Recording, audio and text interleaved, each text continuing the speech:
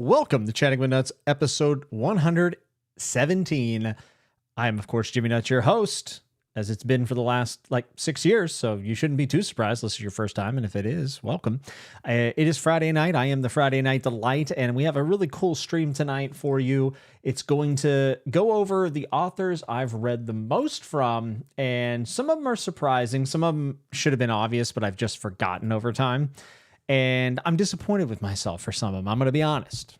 I've given too many authors too many chances whenever I find them to be delightfully mediocre or very polarizing.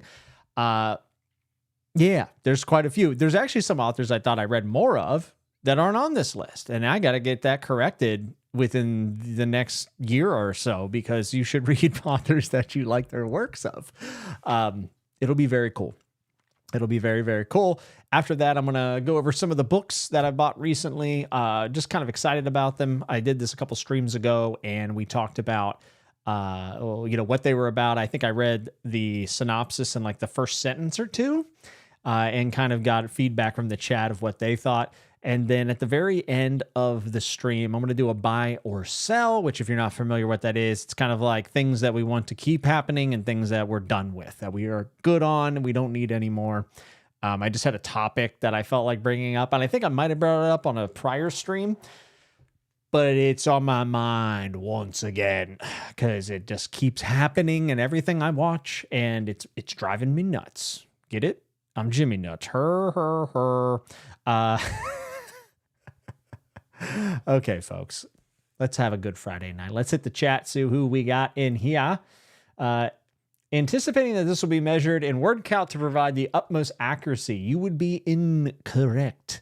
I wish I would have listed every single book that I read from every author, but I'll just try to have to go from memory, I guess. Yanis says, I've never read Dr. Seuss, but I'm Greek, so our children's literature is probably different. Yeah, I didn't include any of my literature, or the Boxcar Kids children would be very high up. Dr. Seuss would be up there. Carl Duker would also be up there. But I'm not going to include those because I don't know the exact number because I don't have them on my Goodreads, and I'm using that as my barometer of how many books I've read. Yenna said, such a great topic. I'm betting Hobbes, Sanderson, Gurm, Tad the Chatting King. Those are some pretty, and Abercrombie too. Those are good guesses for sure. Some of them are going to be obvious. I think where they fall in the rankings is actually really interesting as well. And I think I want to take a look. Here's the thing. With how many books you've read from an author, series dominate these lists. And as someone who read 99% fantasy for a very long time, there's a lot of series on here. But I would like to, at the end of it, figure out who is accounted for on this list that isn't series-based, or at least isn't predominantly series-based. And I think that will probably give a good indicator of who I'm really vibing with as far as authors go. Mitch wants to know thoughts on NBA YoungBoy moving to South Korea. Got the pardon and then got out. I'm pretty sure South Korea is very vicious on crime. So let's hope NBA YoungBoy can keep his nose clean. Stay off them green dots, as they say. I hate NBA YoungBoy. One of my more favorite gym songs. Hello, Tom Orange. Hello, Kale. Hello, Edgar. Good to see you. Paloma said, mine would be Carolyn Keene, author of the Nancy Drew Mysteries. That's a good one. What's up, Matt? What's up, Jerry? Swamp Juiced. Sarah Beth is here as per usual. Yana said, Jimmy has secretly been reading The Wandering Inn. That is not true. Mostly Sorry says, hey, pal. That should go on my rating scale. I have mostly positive, mostly negative. Maybe Mostly Sorry should make it. Joanna, I am the delight within this Friday night. Hope you're doing well from the cat scratch fever, by the way. Good to see you, David. Jerry, hello, everyone. Mr. Nuts. Mrs. Nuts is in the chat, I believe. This is what I need on this bleak Friday night. Yeah, I feel that. I got a lot of stuff coming in the next few weeks that are going to be pretty stressful. Could end up being very good for me, but very stressful. The bee's knees. Oh my God. That was funny, Jimmy. Tell another. I would love to. What do I have here? Okay, no, I don't have anything else. But bees, it's so good to see you. I love that. I love that you popped in. Zeely says hello. I'll be sticking to one-syllable words. Brian, our good friend Brian, if you could just give a thought to BellTube. I don't know how much he wants me to default. BellTube going through some stuff that's not fun. So let's be here to support Brian any way that we possibly can, because he's always been very good to me. Medical things. So serious medical things. So we definitely wish you all the best, Brian, and hope the kitty cat's also doing well. Okay, it would appear that it's okay to talk about it. Yeah, okay. I was trying to be kind of ambiguous, but it looks like you're talking about it in chat. Yeah, so BellTube is going through some serious medical stuff. Very hard, very confusing for him, and definitely not something I'd wish on anybody, even though BellTube is my arch nemesis. But yeah, send good thoughts Brian's way if you can. He deserves it. And yeah, I hope things look up.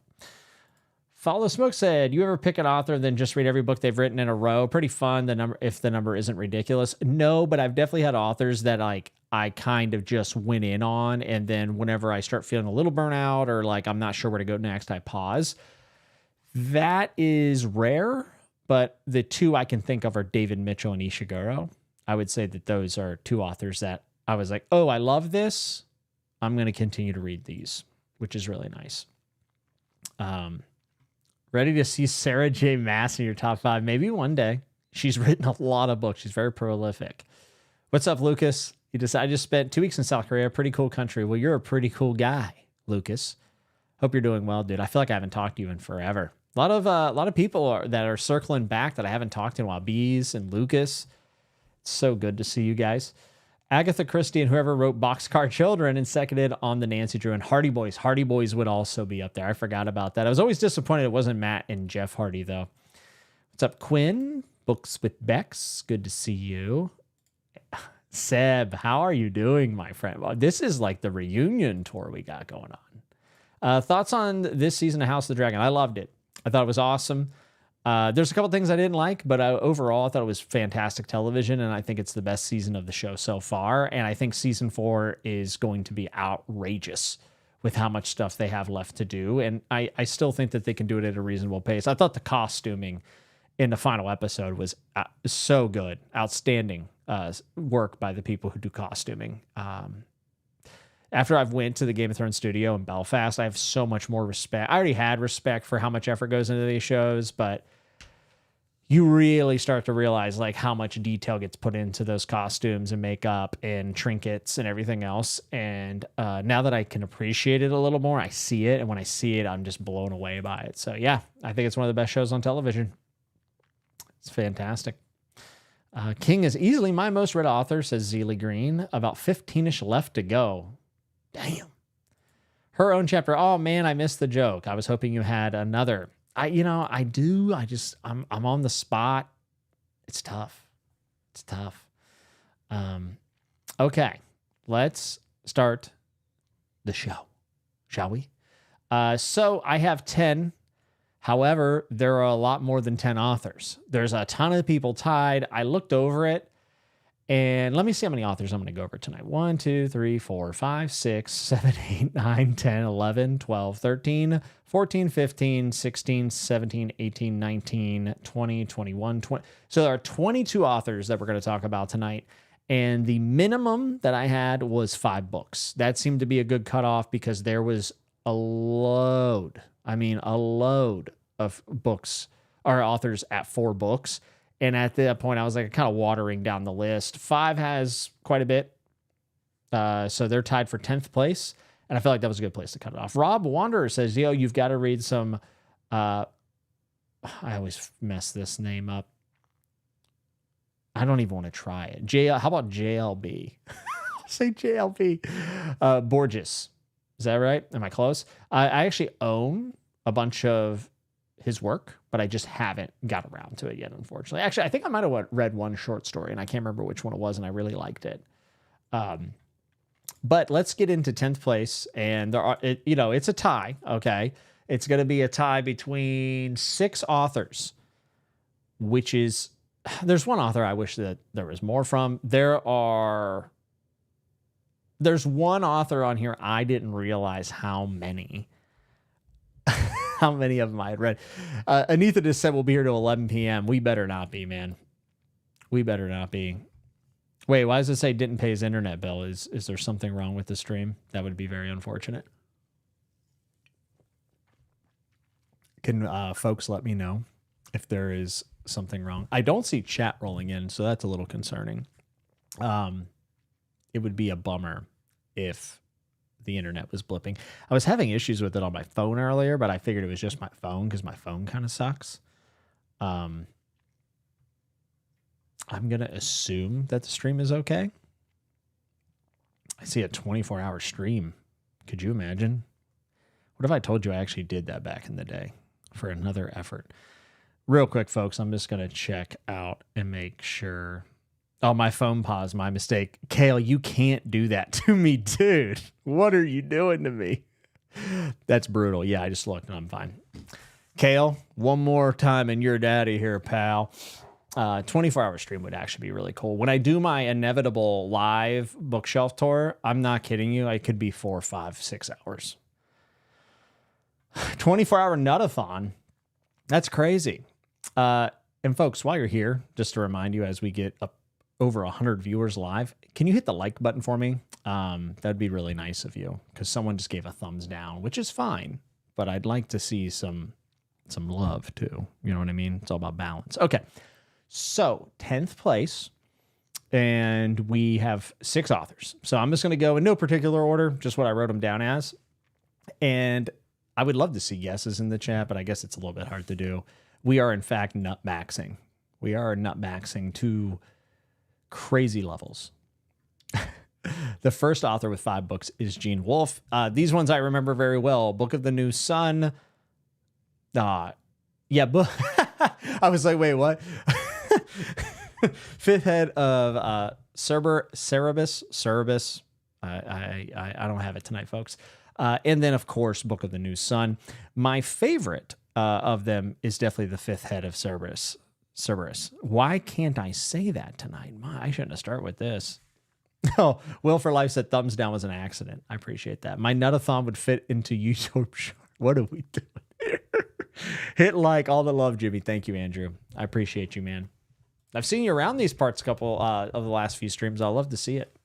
So yeah, Gene Wolfe, I kind of knew he would probably be up there just because, and also I should say, I've actually read some of his other short stories. I didn't include in here because I didn't finish any of the collection that I have. And there's definitely a ton of other stuff that I want to read from him, but I'm a little wolfed out at this point. Maybe next year I'll get back. I really want to read Peace. That's probably the one I want to read the most out of his other stuff. And I did DNF Earth of the New Sun. There'd be really, really nice if I liked it. I don't think I'll ever try it again. The more I thought about it, the more I'm like, I'm kind of good. I might try Short Sun, Long Sun. So I guess what I'm trying to say is, and also The Wizard Knight, the collection of 2 books there. I started that one as well. Was liking it to a certain point. So there's a chance that I could end up reading like 4, 5, 6 more books from him. Definitely an author I really enjoy at times.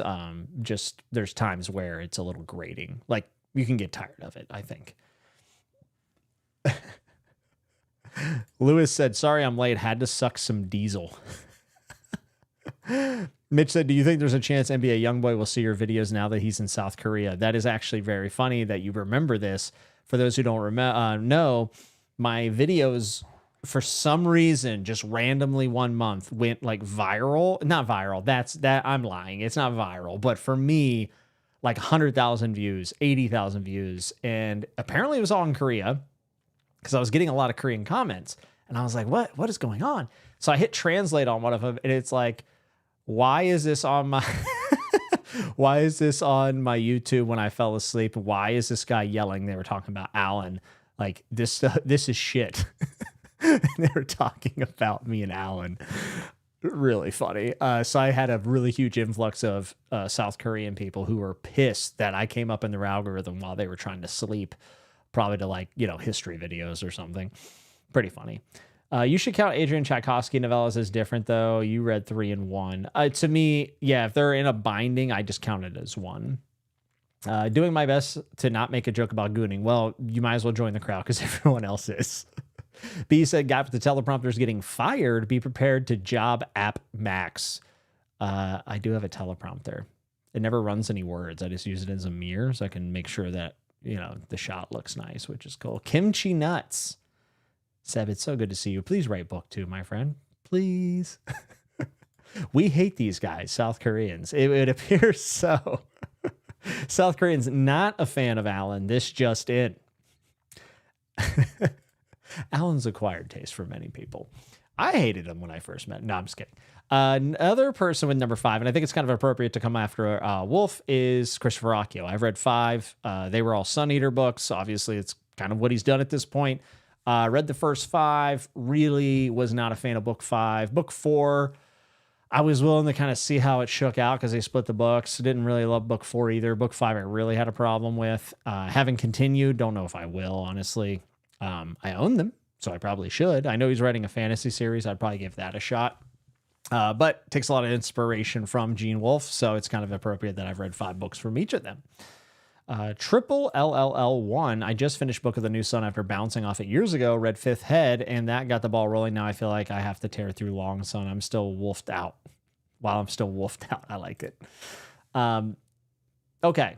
This next one is the surprise. I did not realize how much I had read from this author until I started counting, and that is Terry Pratchett, which I have read Mort, Reaper Man, Guards. What else? Men at Arms? Did I read Men at Arms? I think I did. I think I read 3 Deaths. I think I read Soul Music too, if I remember correctly. Oh, Small Gods. I also read Small Gods. A combination of those to make up 5. And I like Terry Pratchett. He's not my favorite author of all time. I think he's a terrific writer. It's just his style of storytelling is not my very favorite.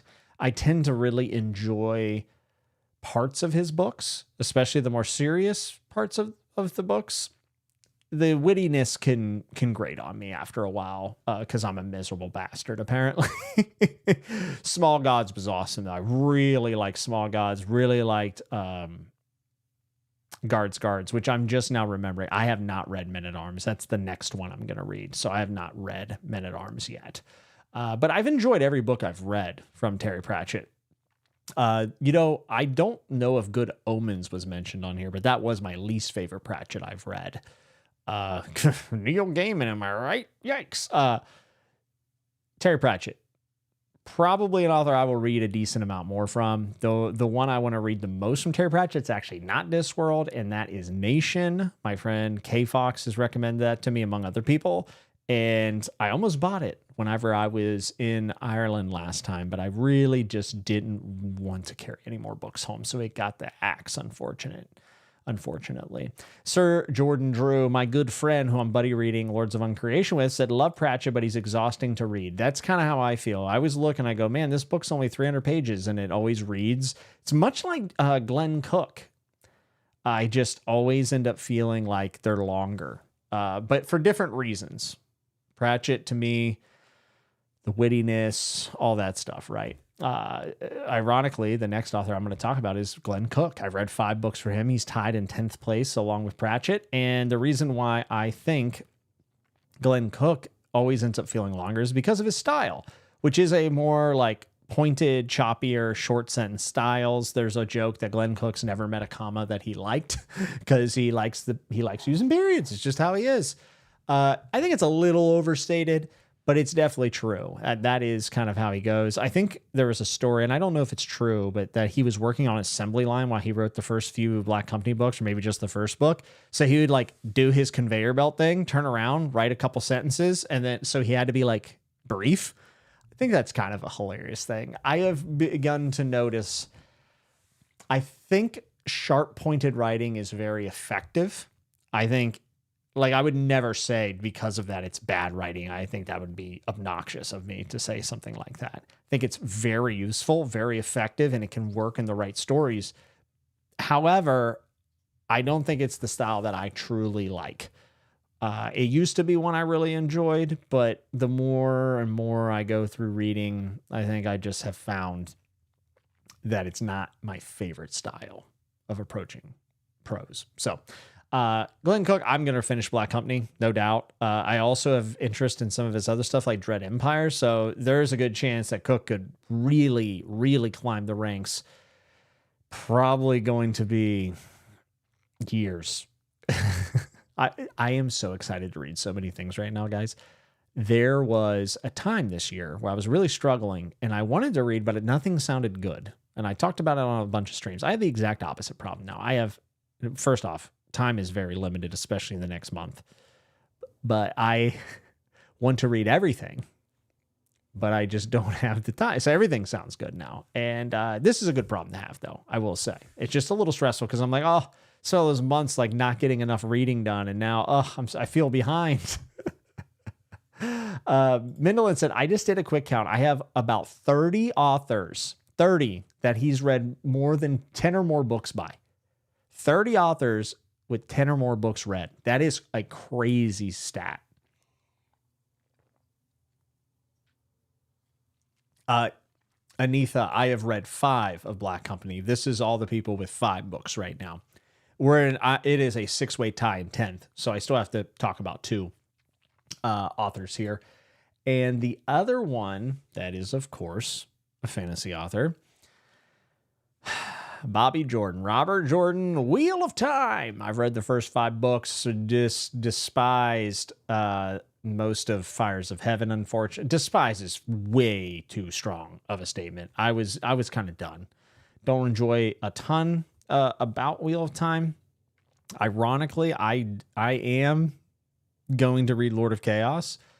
I'm about probably 60 pages in, and that's taken me about 3 years to get through that. So by that time, I'll probably be getting like Social Security, and I'll have it finished. So that's good. It is what it is. I'm not a huge Wheel of Time fan. I wish I was, because there's a shit ton of books to read if you are. I'm just not one of those people. But 5 for old Bobby J. You got to say, I gave him a shot, right? B said, worst reading year of my life right now. I've been feeling that way too. I think it's going to turn around the second half of the year with all these new releases. Like after this month, I think like 80-90% of my reading is going to be new releases, and I'm very excited about it. But it's definitely been the weakest reading year of my life. It's not even close. Womp, womp, womp. Instrumentalities by Cook has flintlocks, but Dread Empire is good. Good to know. Matt Keene said, find a good old mystery or detective writer, and you can really pump those numbers up. I mean, Tana French is going to be up here within the next 2 years, I would say. Oh, man, tapping out before Lords of Chaos is wild. I mean, the Lord of Chaos prologue is like 56 pages or something. Oh, my God. Okay, Anitha has only read 5 as well. Okay. Yeah, Robert Jordan is up there for me, says Sarah Beth. I dropped off when he passed away. Rest in pepperonis. Red said 60 pages into Lords of Chaos, so Jimmy has just gotten past the description of what everyone's wearing. Tom loves Wheel of Time, but what does Tom really know other than Atlas Stones? Not much, in my opinion. Okay, the Wheel of Time show was awful. I only watched season 1 and was not a fan, personally. Though there's a lot worse out there, to be fair. So the last person that I've read 5 books from, this is the ending of 10th place, and that is David by God Mitchell, the writer, not the other David Mitchell. I mean, what can you say? Cloud Atlas, Ghost Written, Number 9 Dream, Bone Clocks. I'm forgetting one. It's not Number 9 Dream. Trust me, I read 5 of them. Slade House. That's what it is. Slade House. Yeah, dude. David Mitchell, one of my favorite authors, would definitely make a top 10 for me. Cloud Atlas, probably a top 3 book of all time. I'll be doing my favorite books of all time eventually on one of these streams, or it might be a normal video. We'll see. We'll see. I think more people would see if I did as a normal video, which would be cool.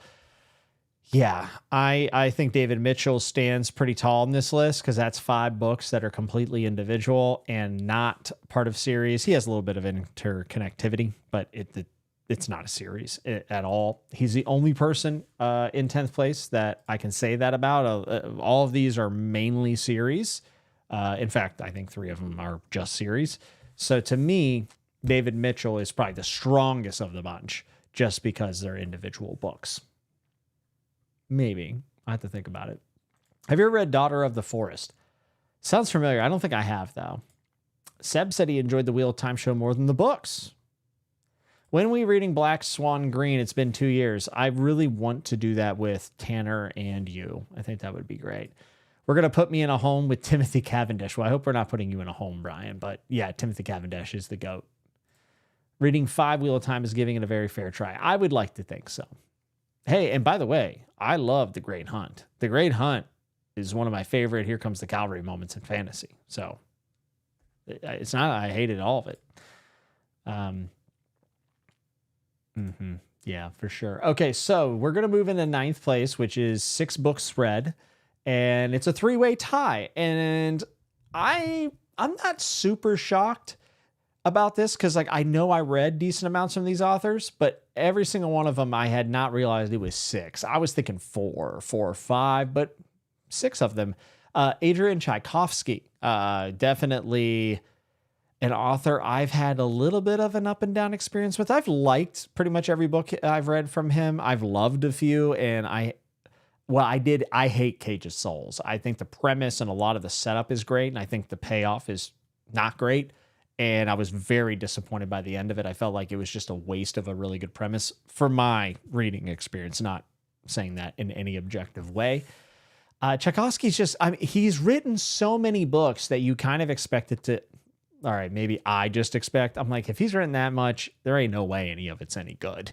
He's just pumping out books and getting paid. But I'll be honest, I think this dude is just chained to a typewriter. And he loves the game of writing. Like he's there. He is in. I think it's all he does. He certainly doesn't trim his eyebrows. I can tell you that for a fact.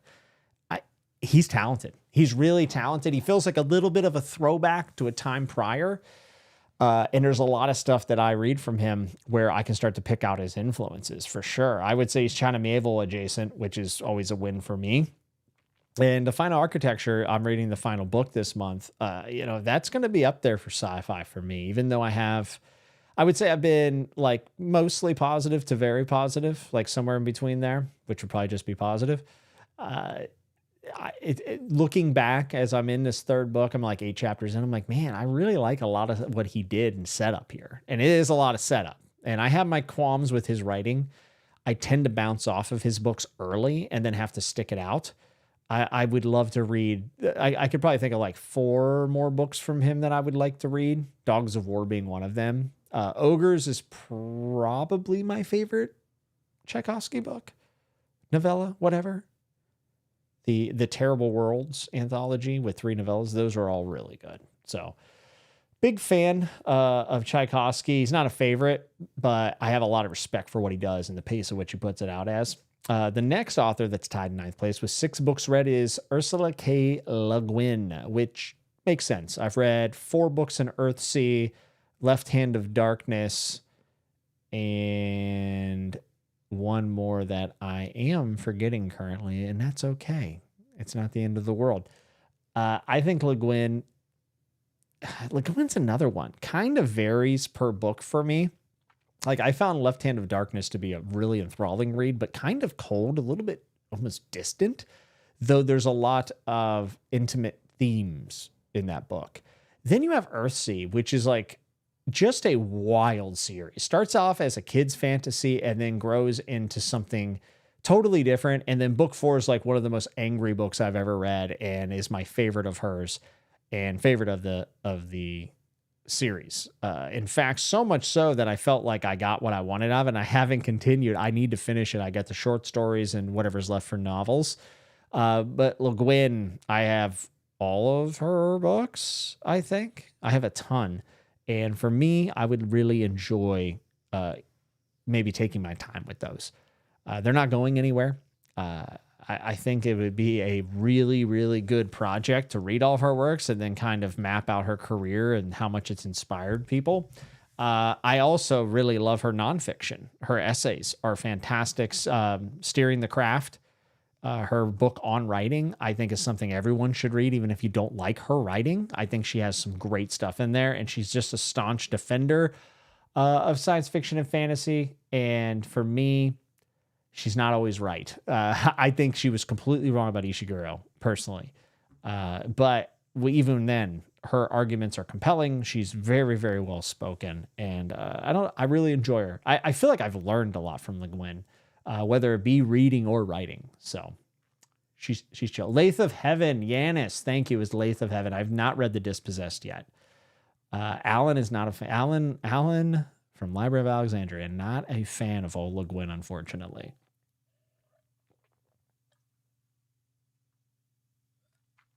Sorry about that. I'm very parched. Someone had something up here that I wanted to bring up, and it was about Tchaikovsky. I think it was Pete. Oh, yeah, got to get on that Tyrant Philosopher's train so you can play the tabletop RPG. Tyrant Philosopher's probably the thing from Tchaikovsky I'm most excited to read. I've been very lukewarm on Old Adrian. The thing about it is, Tom, is he's written so much stuff, and he writes in different styles about different things. It's always going to be hard to say, like, I don't like anything by this guy, right? And that's kind of a good thing, kind of a bad thing, because you don't want to waste too much of your time if you end up reading his entire catalog and loving two of them. That would be so unfortunate. There's an author on my list that feels that way. I feel like I'm going to have to do like an autopsy on my reading for that author and try to figure out why I do what I do. Seb said, never read a Le Guin book, short story, or essay that I didn't love. That's because you're the man. You're the best of all time. The Heinous Cycle, City of Illusions is the hidden gem. Lavinia, that's another thing about Le Guin that's cool. There's the ones that are the stock answers of what's her best stuff, but I always run into people who have some story she's written I hadn't even heard of, and they're like, yeah, it's the best of her work, clearly. And I'm like, I didn't know that existed until right now.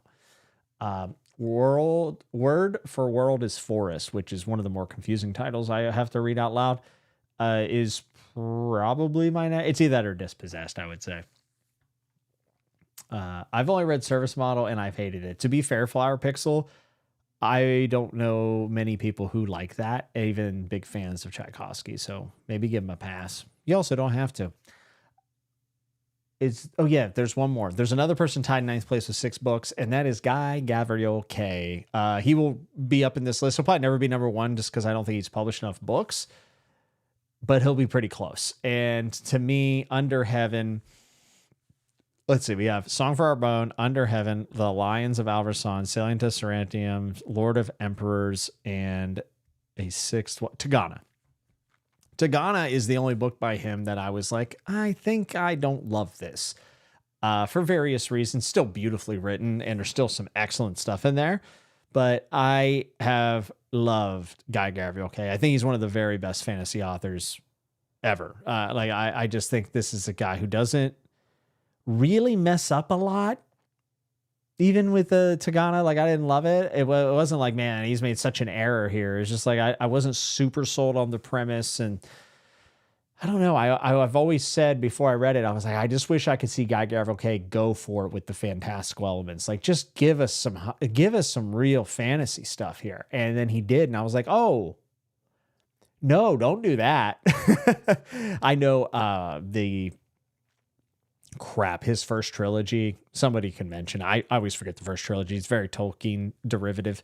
To me, that's probably the thing I'm least excited to read. The thing I'm most excited to read is Brightness Long Ago, but honestly, everything he's written, I've been reflecting on Guy Gavriel K recently for no good reason.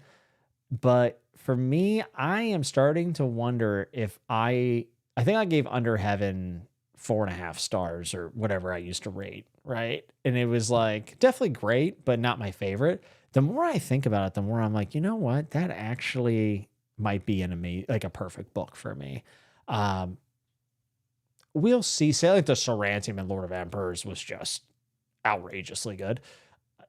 But I don't know. Under Heaven, I think about that book more than I thought I would. So, and I know there's a like loose sequel to it that I would love to see. Oh, the trilogy is the Finnevar Tapestry. It's funny. 2 years ago, I would have had that easy in my brains, but not anymore. So Let's hear. Yeah, it's a god. I just read it 5 stars. I loved it. Unputdownable. Yeah, I love that. I love that for you. Where should one start with GGK? This is, David, this is just my opinion. I think Lines of Outer Song is a pretty good place to start, or Song for Our Bone. Man, Song for Our Bone might be my favorite from him. This is what I'm saying. It is really hard for me to pick a favorite Guy Gabriel Kay. If Tagana has no defenders, I am dead. I love it. I would reread Tagana. I would definitely reread Tagana. I was also expecting Tagana to be like one of my favorite books of all time. So the expectations definitely were against it. Just thinking it was going to be so life-changing. I think maybe that was unfair to the book. But yeah, Guy Gabriel Kay, one of the finest authors we've ever had in the fantasy genre, and we're lucky. And the fact that he's published so many books is very encouraging to know that anytime I need a good read in fantasy, I know I can go pick up a Guy Gabriel Kay book, which I love that. I call them rainy day authors. You're really in that slump. You really can't get going. Boop. Pluck open a GGK, read some beautiful writing, some weird sex scenes, and you're good to go. GGK, the original romantasy. Someone's going to be upset by that. 8th place, 7 books read. We have a 2-way tie. The first one will be obvious once I say it. The second one, not so obvious. The first one is R. Scott Baker. This is just all of Second Apocalypse. 7 books, an amazing series. I think one of the titans of the fantasy genre, not something that's easy to read. It's not something that people are going to get along with, and it's going to take you to some places that are super duper uncomfortable. But I do think it has purpose at the end of it all, and I think that the world building is just some of my favorite. Definitely based on the Crusades at first. The trilogy is all about doubting. And then the second series, which is 4 books, is all about believing. And that to me is like, when you hear that after you finish, you're like, wow, that makes so much sense. One of my favorite things about it is that it's a bunch of like, well, I shouldn't say a bunch because the sequels are a little bit different, but it's a lot of like middle-aged characters. And I've been talking about how I just want more epic fantasy that is a little bit more adult driven, not coming of age, not, 20-year-olds even. I want some burnt out, disgruntled employees in their 30s and 40s, because that's where I'm in my mid 30s. That's just what I want. I want someone with a mortgage that also has a wand. I don't know what I'm talking about at this point. I love this series. I think Baker has some of the heaviest prose. Just this, as my friend Amanda always says, a gravitas, biblical gravitas to it, and it's right. And it's some of my favorite stuff to read, and also some of the most conflicting things I've read, because it's very, very, very treacherous and dark. But that's easy. That's just a series. So it's 7. I'll read Disciple of the Dog by him at some point, and Neuropath. So he has a little bit to go, but he's not writing anymore. I doubt we'll ever see another story from that guy. I think he's just good. I think he's good. I think he's fine. He writes a lot of his blog. I've read a lot of his blogs. Never understand anything he's talking about with the metaphysics. So R. Scott Baker, 7 books read. And I wish there were 10 more, but there's just not, unfortunately. So, Rhett said, with GGK, I reckon look up his Wikipedia page and see the historical events that inspired one and pick your poison. It's also a good way to choose a star. That's a great piece of advice. Geekus Girlis says, I really loved Under Heaven. I think it's underrated amongst the others from GGK. Yeah, I'm starting to think the same. I'm with you. Eric said, didn't it take Alan 2 years to read Tagana, but bonus points for standalone? Absolutely. Takes Alan a lot of time to read all of his books. Watch Dr. Chase and Nerd Writer's discussion of Tagana. It was the best of BookTube. There are slides. Old Dr. Chase back at, is he running against me again tonight? Someone let me know. Hey guys, I just tuned in. What series are you talking about? The Second Apocalypse by Scott Baker. That's why I'm doing a 17-year time jump to book 2. I love that. Like, genuinely, I really love that. Rhett said, Joanna also has some amazing discussion live streams about GGK novels that are well worth checking out after reading the novel as well. There's also some reviews on this booktube channel. Just saying. Is Baker writing again? Just blog post. I don't think we'll ever see another book, unfortunately. Didn't love Disciple of the Daw, but we'll be reading Neuropath eventually. Yeah, I've seen people who love Second Apocalypse that don't like anything else he's ever written. One interesting thing and tidbit is there's a short story at the end of the Second Apocalypse that you can read, and I actually thought it was really not good, and I stopped reading it, and I was like, no. We're not going to ruin Second Apocalypse for ourselves. And maybe it's a case of my fault. Well, it's subjectively my fault, right? But I also, I think that just some authors aren't good in the short form. Yeah, not everybody can write a short story. And I thought it was damn near unreadable. I'm not the only Baker fan that feels that way, that I know. So this is pretty fun. Oh, Solo Wanderer Traveler said, super late for this party, having buffet breakfast in Singapore at the moment. Good for you, dude. Good for you. It's awesome. What's on the buffet? What is like the signature food in Singapore? Like, what are they known for? I'm very curious. So again, only 2 people in 8th place with 7 books, and that was Baker. And the next one is Roger Zelazny. I am just a Zelazny maniac, apparently. I've read the first 4 of the Books of Amber. I've read Lord of Light, Lonesome Night in October, and I just read Creatures of Light and Darkness. I didn't know it was 7. I am going to be reading the 5th book in the Amber series, which kind of capstones that's the end of the first arc, and then the second arc is the next generation. We'll see if I read 6 through 10. I probably will, but I've heard book 5 is a lot of people's favorites. They're 120 pages long. It's excellent. I'm going to rereading that. I would love to say by the end of the year, but with all the new releases and how thick some of them are, I'm not sure. But Zelazny is a guy that I think deserves to be read thoroughly. He's amazing. He is a titan in the industry and the genre. He's inspired so many people, and I think a lot of his stuff has aged well. His writing style and the stories, for the most part, there's every now and then some stuff you're like, oh, that's kind of cringe, but it's way less than you would imagine, given when it was written. And I just think that he is somebody who should be recognized, respected, and read. Most importantly, redded, if you will. I'll be reading more Zelazny. Obviously, I have the other Amber book, and then he has a bunch of other stuff that sounds pretty cool. I'm not aware of everything he's written. I just know that I have a couple old mass market paperbacks that I would just love to take some time and get through. Also, just shorter books.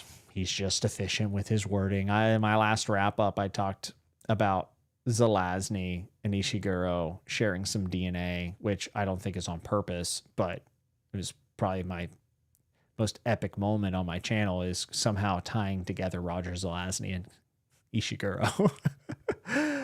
So yeah, I was kind of surprised it was 7, but I had been counting them lately, just thinking about it. So a little caught off guard by that. I wouldn't have thought it was 7, but it was, which is great. Very happy with it. Jimmy, this is Joanna, said, Jimmy, I felt the same about that Baker short story. That makes me feel good. I know you love the series as well. And Seb, who's a huge fan, said, yeah, I really didn't like the atrocity tales. He also said that would be the format for the No God, which, for those who don't know, there's supposed to be a No God final series in the second apocalypse. I heard it was a duology. I heard it's some people say one, but if that was the format for the No God, I don't want it. Legit don't want it though. Please. And then here's a Rogue is also saying not a big fan of Baker's tie-in stuff. DK Moon said, I did love the Amber books. That makes me very happy. Okay, let's move into 7th place, and it's one person. 7th place with 8 books that I've read. And this disappoints me, is Jim Butcher. And they're all Dresden Files, and I've enjoyed some of them, but like largely just not something I've clicked with. I don't know if and I mean this, I don't know if there's a better author that I have personally read that is on my read list who opens up books better than Jim Butcher. Jim Butcher is the best person at getting you hooked Great intro scenes, immediately followed by something going astray and then catapulting Harry into whatever he's getting into. Pretty funny. Some of the better side characters. So book 8, I got very, very annoyed by the ending of it. It was going to be the first time I ever gave a Dresden book 5 stars. I loved it until the final piece, and I was like, I hate this. It pissed me off so bad, and I was just kind of done with it. I will be honest, and I said this, I think in my Discord. I was like, I'm actually thinking about picking up White Knight. It's been probably 2 years since I picked up a Dresden book, and I don't know if it's because I've been reading crime fiction more. But I kind of want to get back to it. I just love Michael. Like, Michael's my favorite character in the Dresden Files, and I just want to read more about Michael. Like, can we just make a Michael book? So there is a chance I will continue the Dresden Files, which will catapult him up pretty high because there's so many Dresden books. But I have had interest in his other series as well. Not the Aeronaut stuff, but the other one that I can't remember. What is it? Furies of Cauldron or something like that.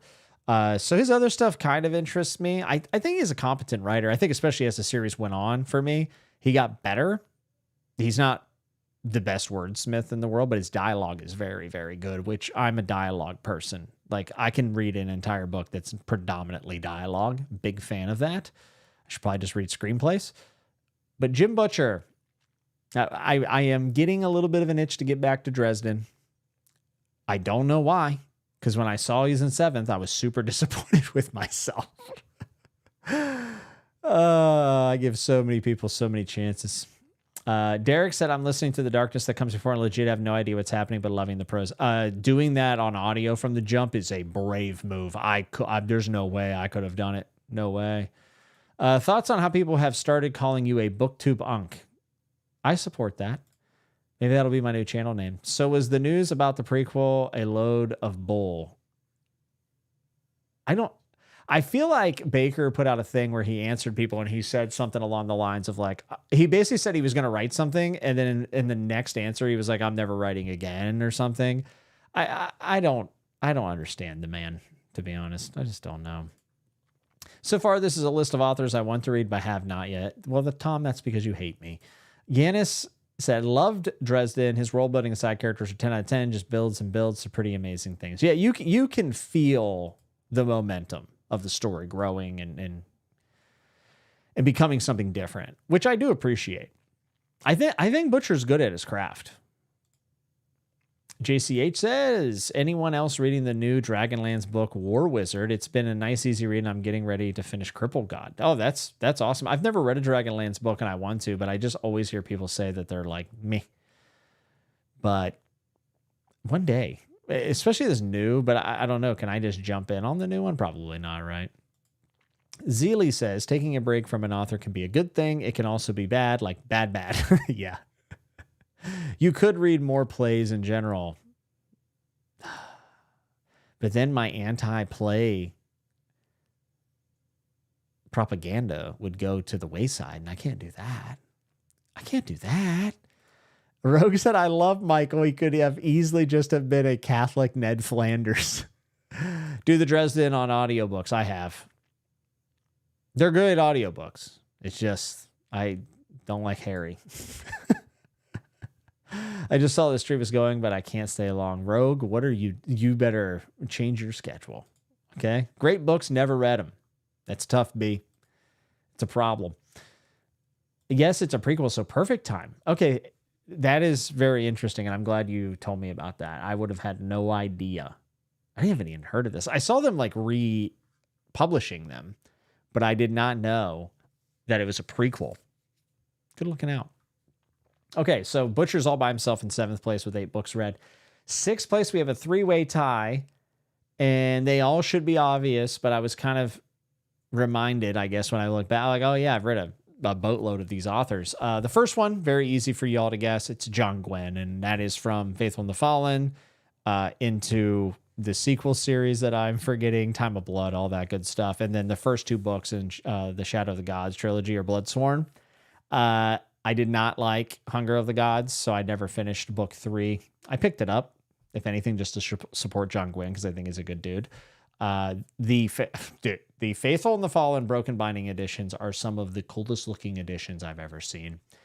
Faithful Fallen plays a huge role in me coming back to fantasy. And while, there's certainly things that could be better and it is a bit repetitive and whatever, it played a huge role in me getting back into reading fantasy. And I will always be appreciative for that.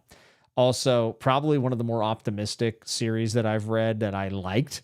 I'm usually a down essentialist or existential type person. That's just all feel good, overcome everything, and you can do it. And we're all found family. And for some reason, that almost like cheesy, like long monologue uplifting, it worked for me at the time. And I love that for that. And I think John Gwynn, you know what you're getting when you read his books. And if you want more of it, you have it. He has a new book coming out, which is funny. I think it's The Wolves of Winter or something like that. But it's kind of funny because it's the same initials as The Winds of Winter, which I would like to think is an SEO hack, like a search engine optimization hack for John Gwynn.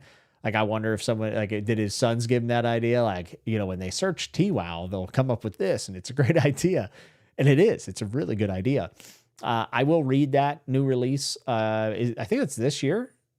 If it's not, it's next year. I won't read it on launch, but I'll pick it up. And I'm hoping we see something different, but I won't be surprised if it's not. And if it's not, that's fine. Maybe I'll be in the mood for it. Maybe I won't. So you pretty much read all popular fantasy series, Jimmy. No wonder you moved on from fantasy. I tackled a lot of the big dogs and then have found some diamonds, that are a little bit more obscure. And I'm still looking for stuff all the time, but now I'm very selective with what I pick up. It has to pull me in immediately. I just have a little patience now. A Time of Wolves and Winter. So it's not the same. Unless if you're making a joke and I'm missing it. But if that's it, then I feel dumb for that whole thing, which wouldn't be the first time I've been wrong on a live stream. So, Dresden books feel like full-size books, but with food and clothing descriptions left out, making the books much smaller. It's pretty good, actually. I've also been reading more crime fiction lately. Been alternating between Lehane and Winslow. I mean, that's about as good as it gets in that genre, right? Okay, so we have Gwen. The next one is Daniel Abraham, who I love dearly. The Long Price Quartet, and of course, The Dagger and the Coin, which is one of my favorite fantasy series of all time. I have his other ones, which is Age of Ash and Blade of Dreams. Where's that third book at? I thought it was supposed to come out last year, and now he's doing this next thing as James S.A. Corey. That's a very cool question. I read 9 books of his. I did not include James S.A. Corey since they were co-authored. I probably could. And if I did, then he would jump way up because I think I've read, 3 Expanse books or 4? So he would be up into the next tier, most likely. He would probably hop into 4th place. But I didn't count them. So, Pete is saying that third book comes out in 2027. Very cool. Daniel Abraham is one of the best working fantasy authors, in my opinion. I hope and pray that he continues to write fantasy, even though I understand why he wouldn't, because he makes so much money off the S.A. Corey novels. It's Judge of Worlds, February 2027. That is actually a really good date. Maybe I'll read book 1 and 2 in December, January. Or I could do January, February, and then read the new release in March. Okay, very cool. That's actually really awesome. Mitch said, I'm not looking for that next great fan series anymore. There's nothing else out there, much like the answer to the Fermi paradox. I keep meaning to read Daniel Abraham. It seems like an author I would really like. Bex, I would like to think so.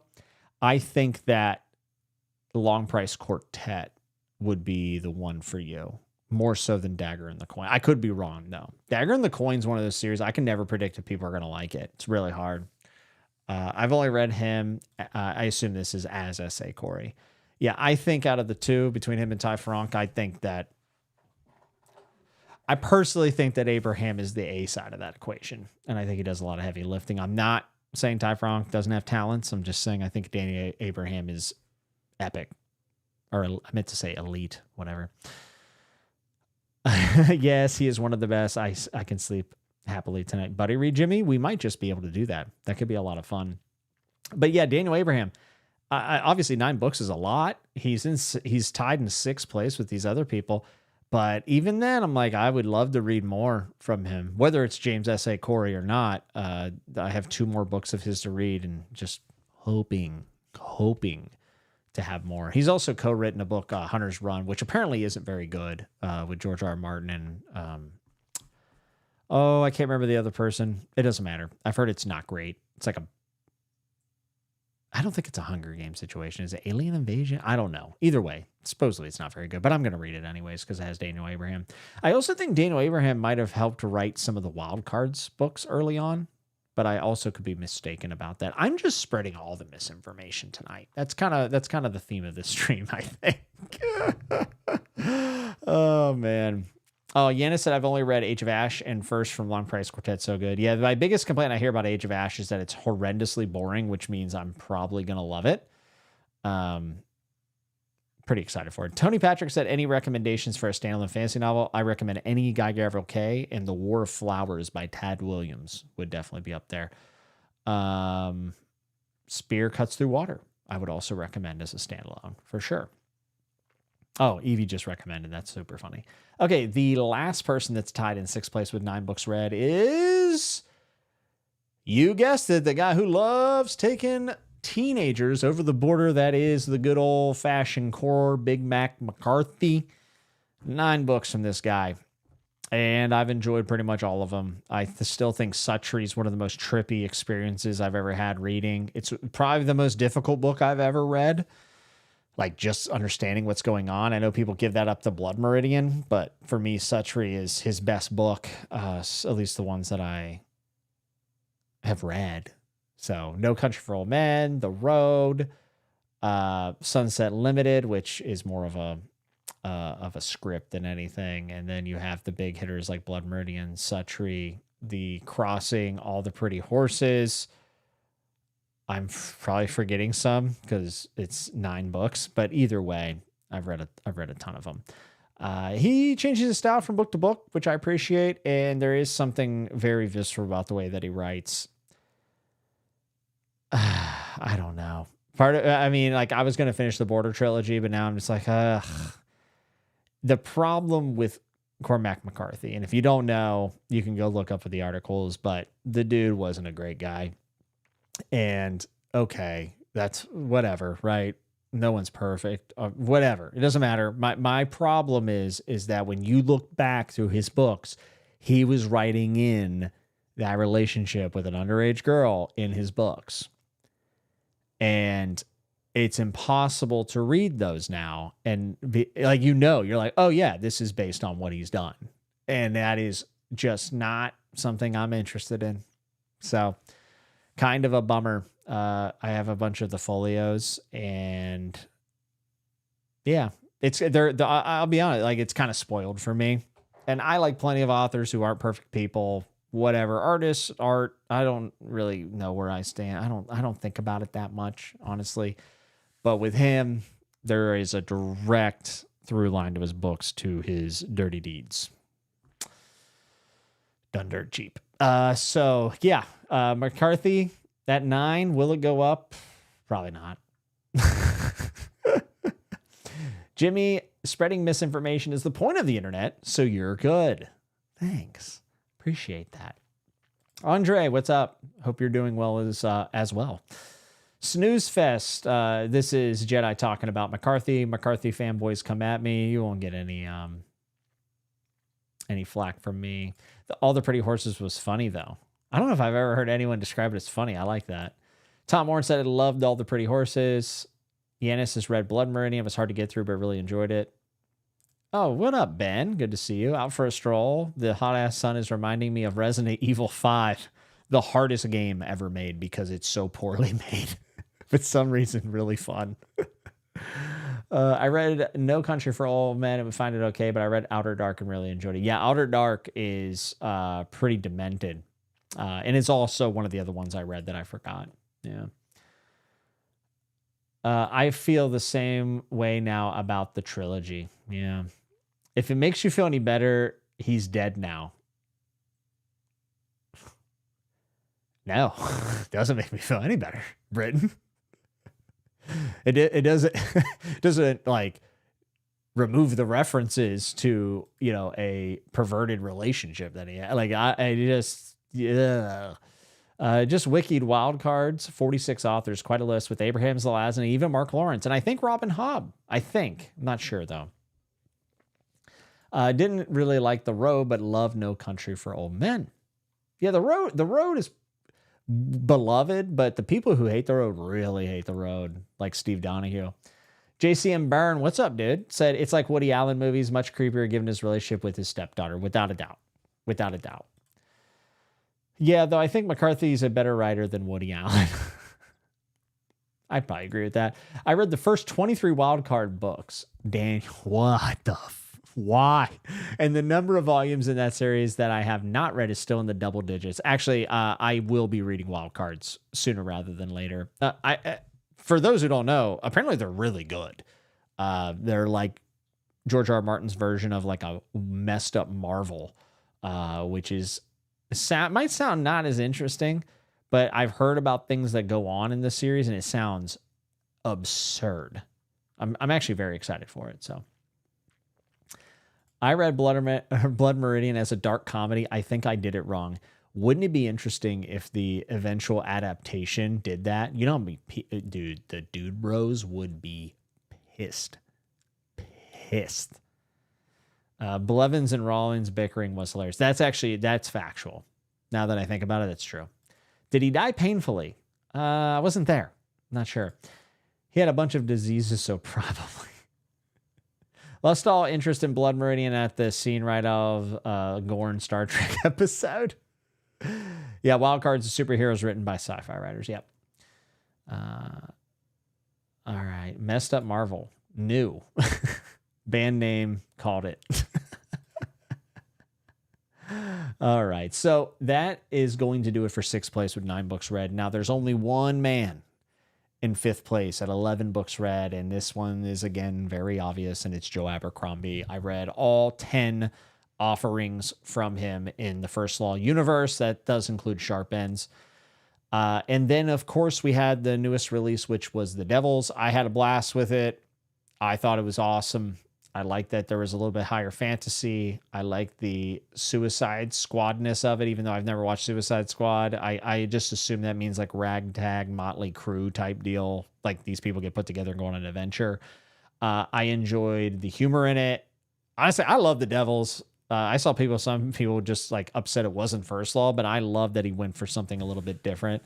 And hopefully we'll return to First Law as well. I met him last year, actually about a year ago, exactly. Cool dude. When I met him, I said, dude, you're the fucking man. And he said, I am the fucking man, aren't I? Very humble, that Joe Abercrombie. Joe Apple Crumble. Yum. So Abercrombie's another one. I've read 11 books by this guy, but a lot of them are 99% of them are in his main series. So to me, it's not as impressive as like a McCarthy, a Zelazny. You go, well, Zelazny, even that's 5. Yeah, I guess it really just comes down to David Mitchell at this point. The Devils was dope, very cinematic. Glad to meet him as well. Yeah, he's a cool dude. I thought The Devils was a very shallow book. Sure. I don't know. I don't care about that. That doesn't really bother me. I think it's going to make a great movie. Still have yet to read Abercrombie. I like his later books more than his earlier books. I think he grows as a writer quite a bit. The art in the hardcover of The Devils is so gorgeous. Monica, I could not agree more. Also, I loved finally being able to click on your spoiler bars for House of the Dragon Season 3 in the Discord. You have extremely good opinions, in my opinion. Joe has a great bit where people ask where to start with his series, consistently tells them to buy them all, and he doesn't care if they read them. Oh, man. It's so good. Okay, so Abercrombie was in 5th with 11 books. Now we have a 4th place that is tied for 3 people, and they're all 13 books. And when I say them, you're all going to be like, yeah, that's kind of what this channel is known for. Before I do that, Ben said, saw Joe on an Insta reel recently, and he was wearing a merch shirt from the small bookshop bar Amanda used to write at in Phoenix. Very cool. Yeah, even if you don't like Abercrombie, he's a sound dude, at least in my opinion. He just seems like a guy I would like to hang out with. Britton said, you know what? Fair enough, Jimmy. Yeah, not every book's got to be that deep, right? Like, I've never seen anybody go, man, you know who's writing deep thematic fantasy? Joe Abercrombie. He's very much entertaining. I mean, you get a little stuff here and there, but just enjoyable. Surprisingly, I've only read Abercrombie Shattered. Jordan, what are you doing, dude? What are we doing here? Actually, I will read it at some point. I just don't want to read any more Vikings, unfortunately. Are you reading The Heretics in February or New Abraham? You must decide now. I didn't know The Heretics came out in February. That's exciting. 4th place, 13 books read. Number 1 of the 3 is Taddy the Baddie Williams. Patty the Baddie has nothing on Tad the Chad. Tad Williams, 13 books. I've read all of Ostenard, which is a lot of those. I've read Brothers of the Wind, which I guess goes into the Ostenard category. The War of the Flowers, which was one of my favorite fantasy standalones. I have a review for it if you're curious about it. It's a massive book. It has a really interesting history of its publishing and when it happened. It happened around 9/11. Has a scene that is very 9/11-esque before 9/11 happened, and they had to push back the book, and it kind of hurt it in many ways. And I think that, I don't know. I think that it's kind of underrated as a standalone. It's a portal fantasy. There's goblins. It's awesome. I think it's a great book. I also think that main character is one of his better main characters. I've also read Shadow March the first book in Shadow March, and I've read 2 books in Otherland and DNF that I probably will never finish Otherland, but I will finish Shadow March. I actually really enjoyed it. He has another book coming out this year that was supposed to be a standalone, and now it's a trilogy, and the first book is now, instead of 300 pages, 900 pages. This guy is just, he's one of a kind. He's one of my favorite authors. He's also a great human being. I'm happy I've read that much from Tad, a lot of it being series, but I am almost like proud to have read that much Tad Williams. Yeah, he's awesome. He was a great interview, easy to talk to, very charitable. Love the fact that he's positive about current fantasy. He's not one of these guys that wants to tell you everything that's wrong with it. He's like, no, we have so many different voices now. You have so much to pick from and so many different experiences to have because people from different backgrounds are now writing fantasy. And it's awesome. And Tad's the man. And we need more people like him in the world, in my opinion. Talk yo shit, Jimmy, says Bees. You know it. You know it. Game of Thrones and Lord of the Rings have turned me into a book lover, but I am not a fast reader. But I love fantasy so much I want to write my own series. So for the next year or 2, I aim to complete my TBR. If you complete your TBR, you will be the most impressive person I've ever met. I can't even imagine. I won't even rate all the books I have in my house, which is pathetic of me, unfortunately. Swamp Juice said burned out on Vikings and just watched The Northman. I loved it, so I don't know anymore. I actually DNF'd The Northman, not because it's not a good movie, but I was like, oh, I really am tired of Vikings. Heidi said, I love Tad Williams. Did you read The Burning Man, Jimmy, 300 Years Before Dragonbone Chairs? No, I have not. Is that the new one? Is that what I thought the new one was like Splintered Sun? Is Burning Man just like a random book that I don't know about? Mitch said, legit don't think I can read Brothers of the Wind because I always hear Hulk Hogan saying brothers when I see it. Tail Chaser Song will be my next Tad. That is such a boss move from you. If you think Vikings are boring, try the Bloodsword Saga. Your mood will change. I've read the first 2 and I did not like the second one. First one I loved. Annette said, I just finished Dragonbone Chair and started Stone of Farewell. Not going to lie, I didn't even know he had that many books, or most of them set in Ostenard. A lot of them are, but this is a guy who's just prolific. He has the Bobby Dollar series, which is one I always wanted to read. I think it's like a messed up take on angels coming to Earth, but not in a good way. Very cool. Colton said, yo, Jimmy, did you watch any guitar YouTubers for practicing? Yes, I do. Good old Uncle Ben. Obviously, Marty Schwartz is massive. There's a guy that plays like 2000s metal. He has red hair and glasses. I can't remember. And there's a lot. I can't remember their Guitar Lessons 365 is another good one. But yeah, I pretty much learned everything off YouTube except for like my hand play, like physical things I went to a teacher for. Oh man, Edgar, you're at 14 with Tad. You're beating me. What? I'm slacking. Damn. Spicy Pepper 6. I've wanted frame prints of the covers for Dragon Bone for the longest time. The sequels too. Yeah, they're some of the best fantasy covers in my opinion. Tony said, I can relate to Tad because the story I'm writing now was supposed to be a standalone and now it's 4 books. Well, cheers. You and Tad have the same problems. People can complete their TBR. That's what I'm saying. I've never heard of it. I have approximately 1,000 books at my house, so I do not feel bad about not having read them all. You have a library. Let's be clear. I miss when my TBR was like 4 books. Yeah, that went away pretty quick, didn't it? Brothers of the Wind were a great tag team duo. I would like to reread it now that I have all the Ostenard context. I think it'd be really cool. Okay. Oh, okay. Heidi said, yes, Burning Man is a short novel written in 2000 in the Legends anthology is really good and contains the linchpin of the whole Ostenard story. Someone remind me to read that, especially if it's very short. I would sneak that in. I can't go a year without reading Tad Williams. I think I've read a Tad Williams book like every year since like 2021. My TBR isn't long. It's just 7 authors. That's even more impressive. I think my TBR, I'm not joking. I think it's like 1,000 books. It's so bad. Like, it stresses me out sometimes. Okay. 13 books read, tied with Tad Williams in 4th place is Steven Erikson. Malazan. All 10 of those. No Life Forsaken. What else? The God is Not Willing. Can someone remind me? Am I forgetting something? Because that's only 12. Did I miscount? I have to be mistaken here. I might have miscounted. He might actually have been in 4th, and then I would have had a tie for 3rd, or there would have been 11 spots. Whatever. I'm probably forgetting an Erikson book that I've read more than likely. But either way. Oh, Corbel Brooch. I read one of those.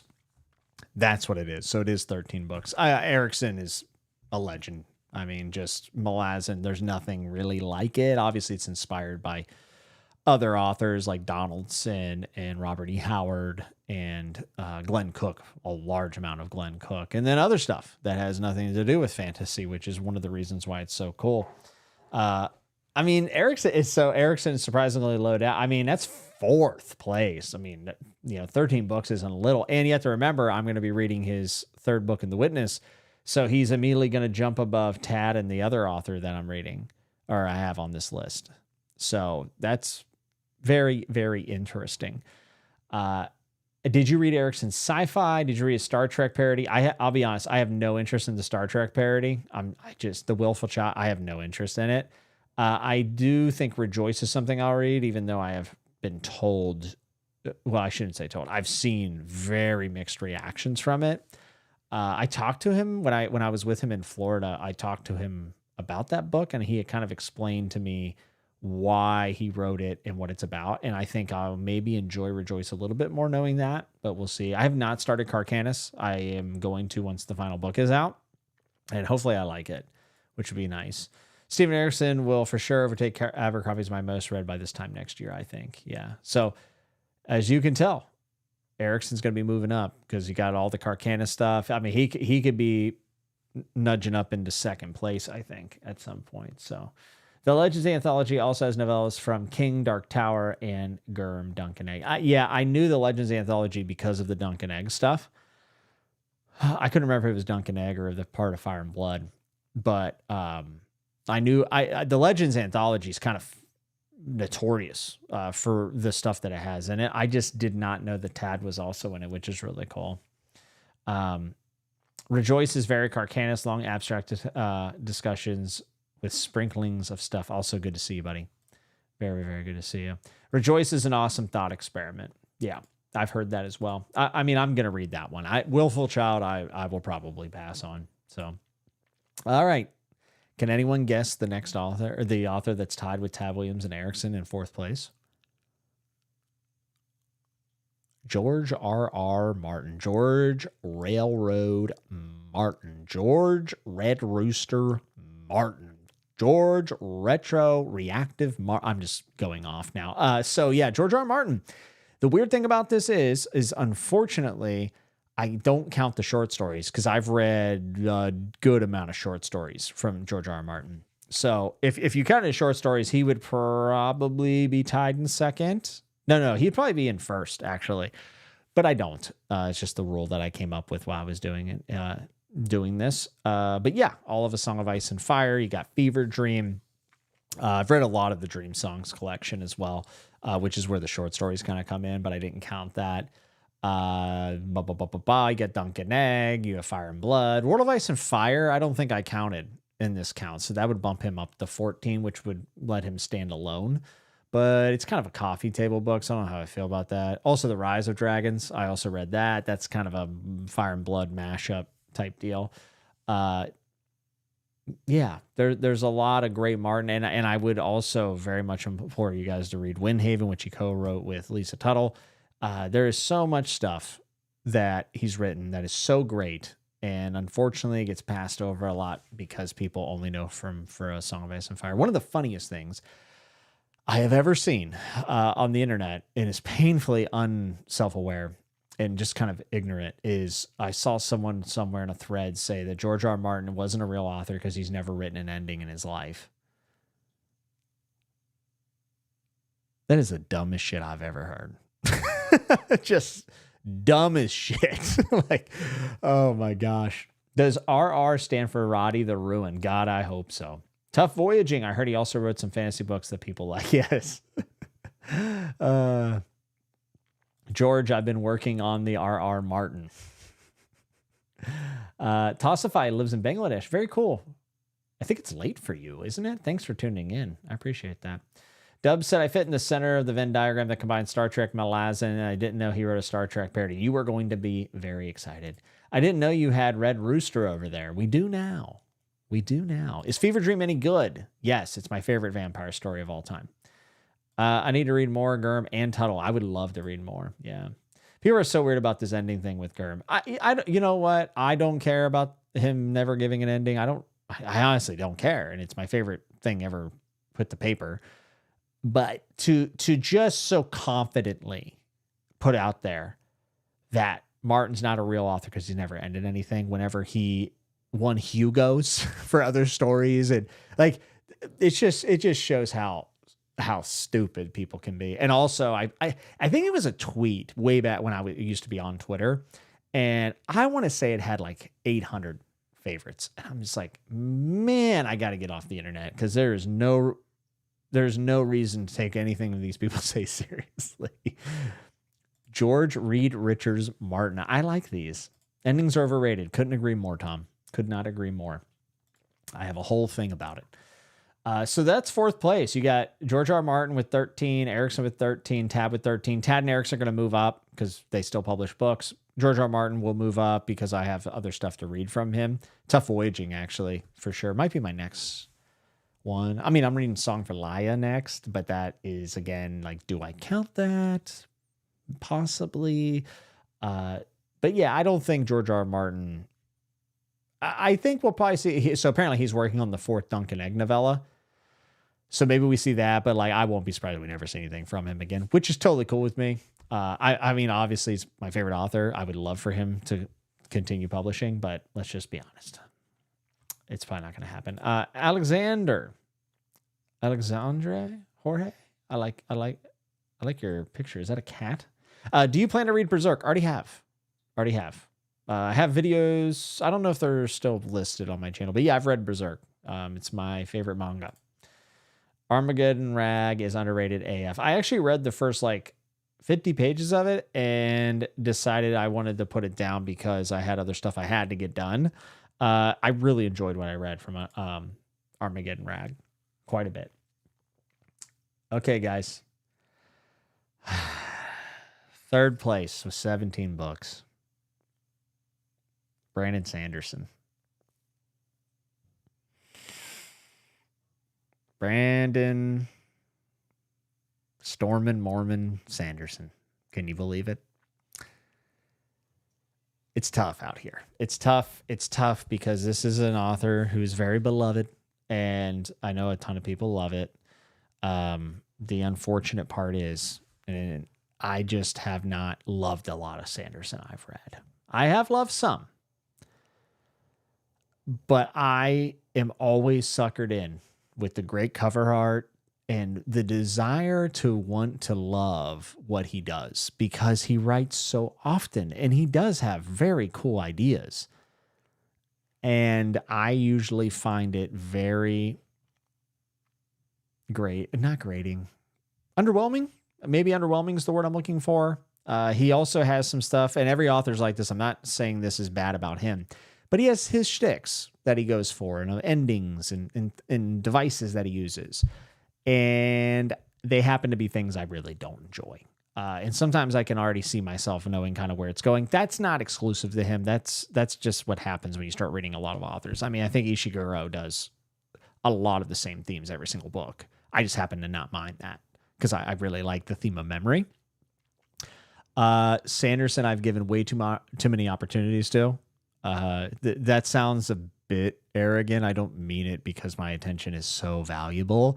I just mean I need to be real with myself and accept the fact that outside of like Stormlight, it's probably not something that I need to keep trying. With that said, will I read the new Mistborn books? Probably. I didn't even read the fourth book in Era 2. I read the first three and was like, I own Lost Metal, and I was just like, I'm good.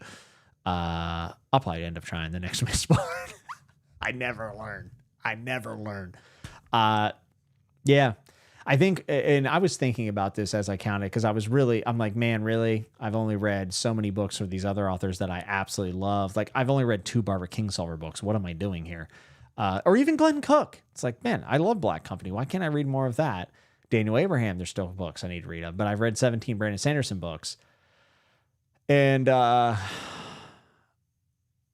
think I have kind of been able to put my finger on it.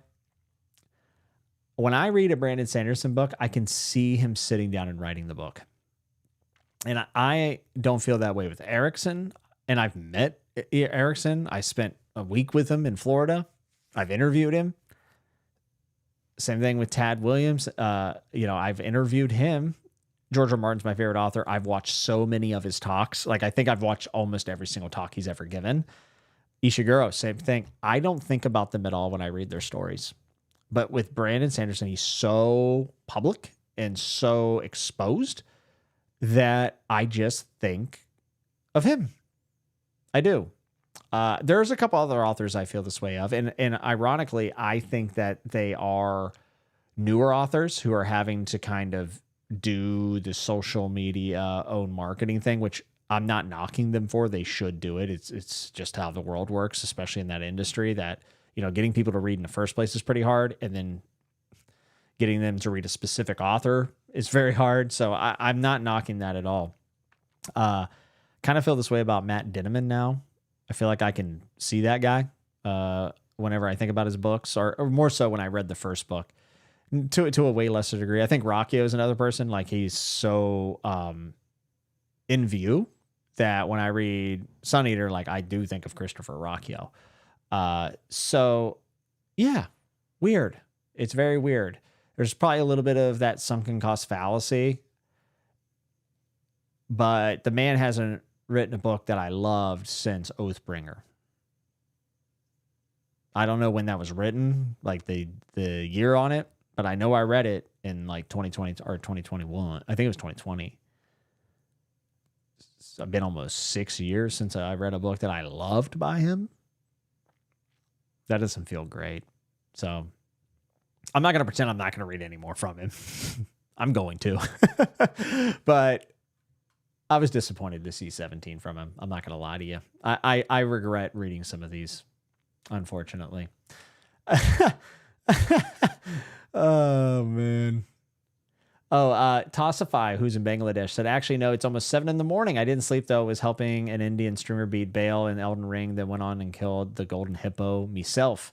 Golden Hippo's a rough fight, not one of the better ones, but Bale is my favorite Elden Ring boss, so good on you. Actually, Bale might be my favorite FromSoft boss of all time, so that's awesome to hear. Yikes. Huh. What the hell, Jimmy? Wow, that's a lot of Sando. Masochism. You've read 17 Sanderson? Sander Brandonson. Jimmy Sanders Stan Nuts. That's tough. I deserve that. If the working winds of manuscript except came out from his estate after his passing, would you read it? Yes, I would. I've never read a Sanderson. I think I want to keep it that way. You should try it because if you love the Cosmere, like, welcome to infinite reading. Like, it's, people who Sanderson's like top 3 author for them, they're eating good. They're having a great time, and I just wish I was one of them. Can we make this one quick and get to the next one? No, we can't, Evie. I'm sorry. Yikes. Unfortunately, I have the same problem. Only love Way of Kings. Brando overrated Sando. What is this author game you guys are playing? So I'm just talking about the authors I have read the most from. That's basically it. I wanted to see what authors have I given the most time to. It just so happens this one here is one that I am sad that I've given so much to, unfortunately. Swamp Juice said, I did 2.5 Mistborns and left not getting the fuss, so props on rating 17. I think Mistborn Era 1 is probably one of those series that I felt was a sunken cost fallacy because I really like book 1. I mean, there's things about it I didn't like the writing of, whatever, but I thought the ending of book 1 was sick. And then book 2, only thing I liked was the ending. And I'm pretty sure book 3 I wasn't a huge fan of. So yeah, I don't know. Just not a huge fan of Sando, unfortunately. DK Moon said, loved Sando stuff, but probably won't read anymore. If Brandon's prose was equally as good as Gurm's, then Stormlight would be the best fantasy story ever written.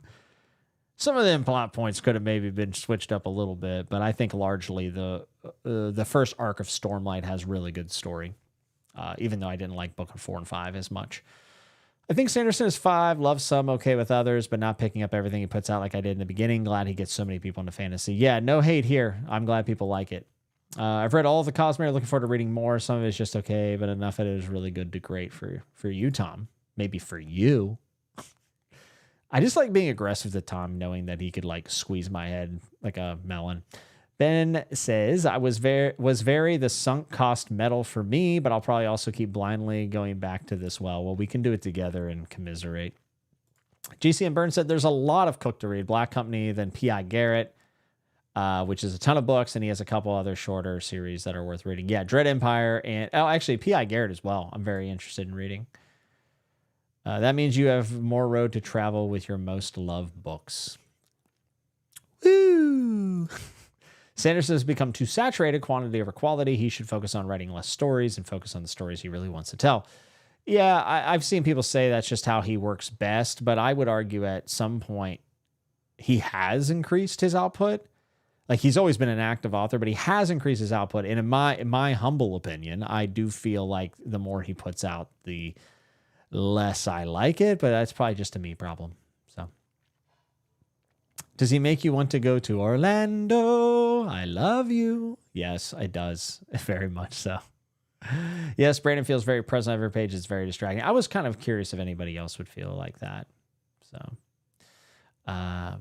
Joanna said, such a solid observation about seeing the author when reading. And I don't think it's, so to be clear, I don't think it's always a bad thing to think of the author. I shouldn't say thinking of the author, because of course you think about the author. I don't know. I can just see Brandon Sanderson at his desk like, whoa, I'm cooking. Like, I don't know. Colton said, I was there in the comments of your Berserk live discussions with your friend. Been around so long, I think I deserve to have my own Patreon pick read this month. I like what you did there. Those are some of my favorite discussions of all time, because doing it with Andrew was amazing.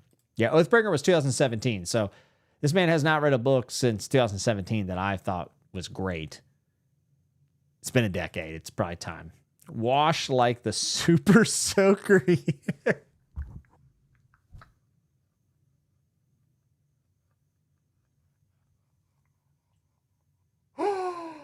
Oh my God. That's the comment of the year. Comment of my life. You're saying he's the Chalamet of fantasy, Evie? Whoa, whoa, whoa. Relax. Jared Henderson nailed it when he described Sando as an unsalted potato chips. Jesus. Oh my goodness. Predicting Robin Hobb is next, going all in. Interesting. Okay. Never been interested in Sanderson, still not really. To me, I feel as if, if you're interested in the genre as a whole and the lineage of it all and where we are now, like I think Sanderson is a good author to read if you're interested. If you're not, then I don't know. I'm always interested in authors who have written a lot, because to me it's like, if I love them, I'm just a kid in a candy store at that point. Same thing with Tchaikovsky, right? I have read one Sanderson book, Yumi and the Nightmare Painter. I think I liked it because I love Your Name and the Japanese animated film. Book took so many things to the film, so many. Yeah, I know he said it was a big inspiration, and even people who knew that were kind of like, this is crazy close to this anime. I liked Yumi and the Nightmare Painter until, well, not all of it, but the ending really bothered me because it was a Sandersonian thing. I always think I should try Sanderson since I'm also from Utah, and I'm always curious about how much culture stuff ends up in art from Utah, but other stuff always makes it in. I mean, there's definitely Mormon stuff, like if you're interested in that at all, for sure. Will Sanderson be the next Gurm and Tolkien after the adaptation of Mistborn? That's what makes or breaks an author with the masses. I mean, he's already huge, let's be fair. Would he get taken to another stratosphere with an adaptation that's successful? Absolutely. Is Apple TV the right fit? We're going to have to see. I thought that move was really good because he's not HBO. I don't see Sanderson being on HBO and doing well, and that's fine. But if you're like Hulu, Netflix, Peacock, you're just like, I don't think any of these are going to be what we want. Apple TV is just hammering out excellent quality shows. So if I'm not seeing my show go to HBO, Apple TV is the next place I want it to go. And they've done pretty well in the science fiction realm. The Foundation show has really turned into something people love. The last few seasons of getting like 90% from critics, and the masses also well, probably not masses, but the people who watch it really like it. Widow's Bay, Severance. I mean, we could go on and on and on. Watch Blackbird. It's not fantasy or sci-fi, but it's the best. It's so good.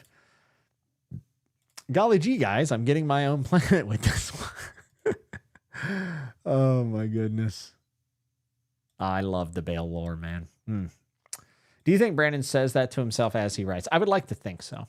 I would actually like it more if he did, to be honest. Scared to death, scared to look, they shook. No such thing as halfway Glenn Cooks. Mitch, I'll let you see yourself out on this one. Flying Scroll said, on my Malazan reread, so dope. I remember why I love these books so much. He is worse at writing female characters than I remembered. His yapping about existentialism, religion, economics, amaze.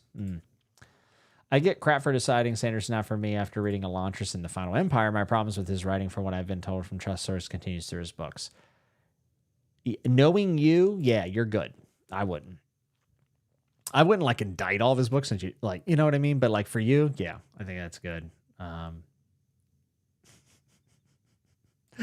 Tossify said, when Sando wrote bald, baby-faced people in The Way of Kings, I lost it. Sometimes I think his world building is childlike, but I'm optimistic towards Mistborn. There's a lot of cool stuff in Mistborn. So, but Apple TV isn't big in the rest of the world. Sure. Yeah, definitely. Apple TV is quality as HBO, if not more so now. I think the thing is that we could go like bar for bar, and I think it's really close. I wouldn't be offended if someone said Apple TV right now is like better, but I mean, if we take even the last 5 to 10 years from HBO, I'm not saying HBO, all of his shows are good, but not all Apple TV shows are good. I've turned on some and turned off some.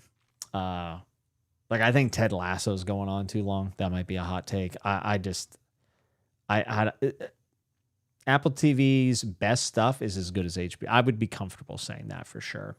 And I mean, I think Severance and Widow's Bay. I also Cape Fear, if you guys haven't watched, is like kind of horrible, but also kind of amazing at the same time.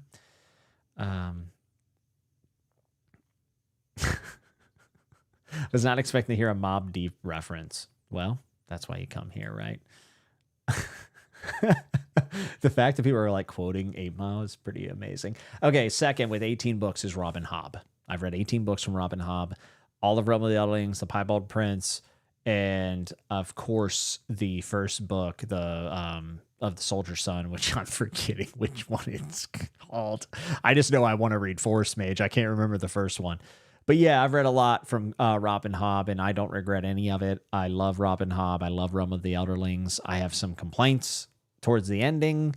Last two series, I have some complaints. Nothing's ever perfect, but largely a series that I look back on fondly. I think I would love it on a reread, especially the first 2 series for sure. Maybe the first 3 series. There's a lot in there. There's a lot of themes that really resonate with me. I think she's a wonderful writer. I think her dialogue is stupendous. One of the best Gothic stories I've ever read is Fool's Assassin. It's insanely good, in my opinion. Relationships that change over time and expectation. I've went on and on and on about Realm of the Elderlings and Buckkeep, so you can go watch all of my stuff. Lately, I have been getting a lot of influx of comments on my Robin Hobb videos, and the amount of people who comment to let me know I am stupid for liking it and then say something bad about Robin Hobb as a is very crazy. No one here would do that, but don't do that. I just block you anyways. There's no reason to insult my intelligence because I like something. Just some people don't know how to talk. Does that make sense? But yeah, Robin Hobb, 18, a load of books. And for me, definitely one of my favorite authors. She's wonderful. So, what's up, Jose? Said Widow's Bay is peak. I agree, without a doubt. Hobb, the Queen. Erickson got some serious boomer humor as a student of the generational transitions. It intrigues me. I kind of do. There's times where boomer humor does make me laugh. Maybe ironically, but it does. JCM Burns said Severance was fantastic, but it's hard to describe to someone who hasn't seen it. That is a very good point. I just say it's an Amazon company runs the World Sci-Fi Show, and people are like, okay, I'll watch it. Winner, chicken dinner. Evie said, shut your mouth about Cape Fear. Amy Adams can do no wrong. I actually haven't seen it, so I'm just outraged on behalf of my girl Amy. No. Don't get it twisted. I love the show. I've been asking people to watch it. Nobody will watch it besides Shad watched it, but nobody watches it. And the reason why it's campy, and it's outrageous with its plot lines and its twists. It's so hard to suspend your disbelief, but it's an awesome show. In my opinion, it's very entertaining. Amy Adams is fantastic. I like all the performance. All the performances are good. There's not a single person in that show where I'm like, they did okay. I think it's all excellent. The original movie is one of my favorite horror movies of all time. Just legendary Robert De Niro with the dog through the dog head through the doggy door is one of the most haunting things I remember being a young kid watching.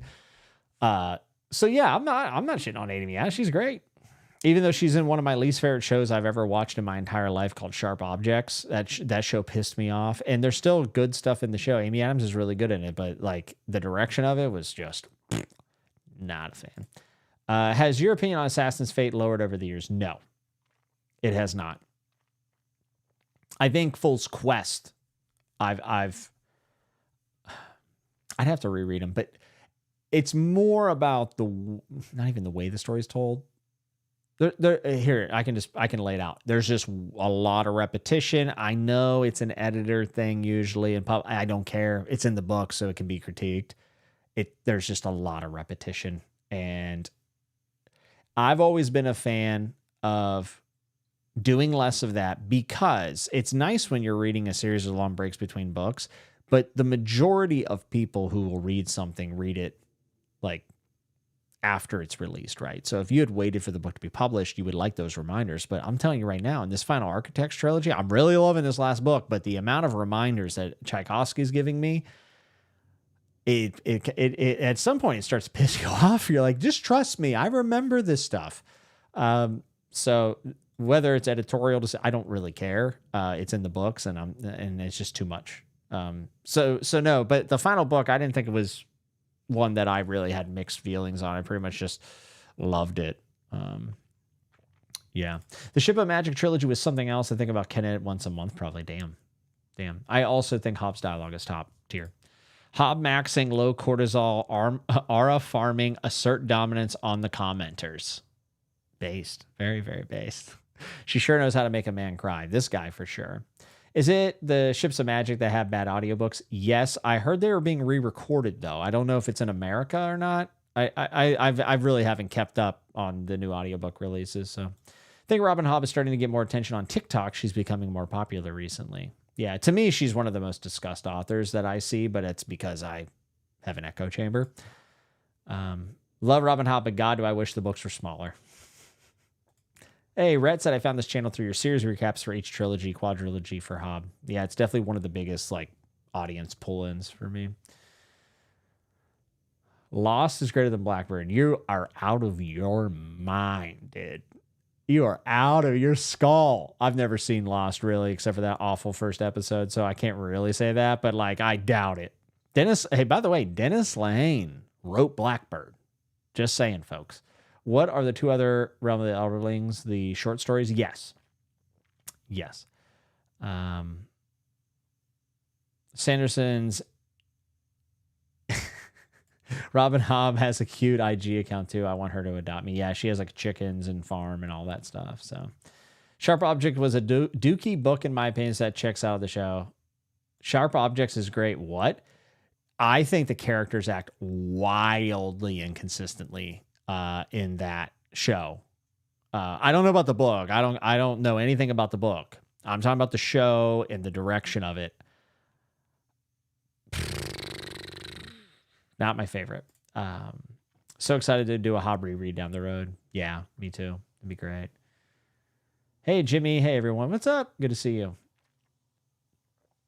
I think the second trilogy on Fitz in his 30 ends so weird, like it's a fan fiction. I never really know what people mean about fan fiction. Maybe it's because I don't read fan fiction, but it's always weird to me because it's objectively not fan fiction. It's the author.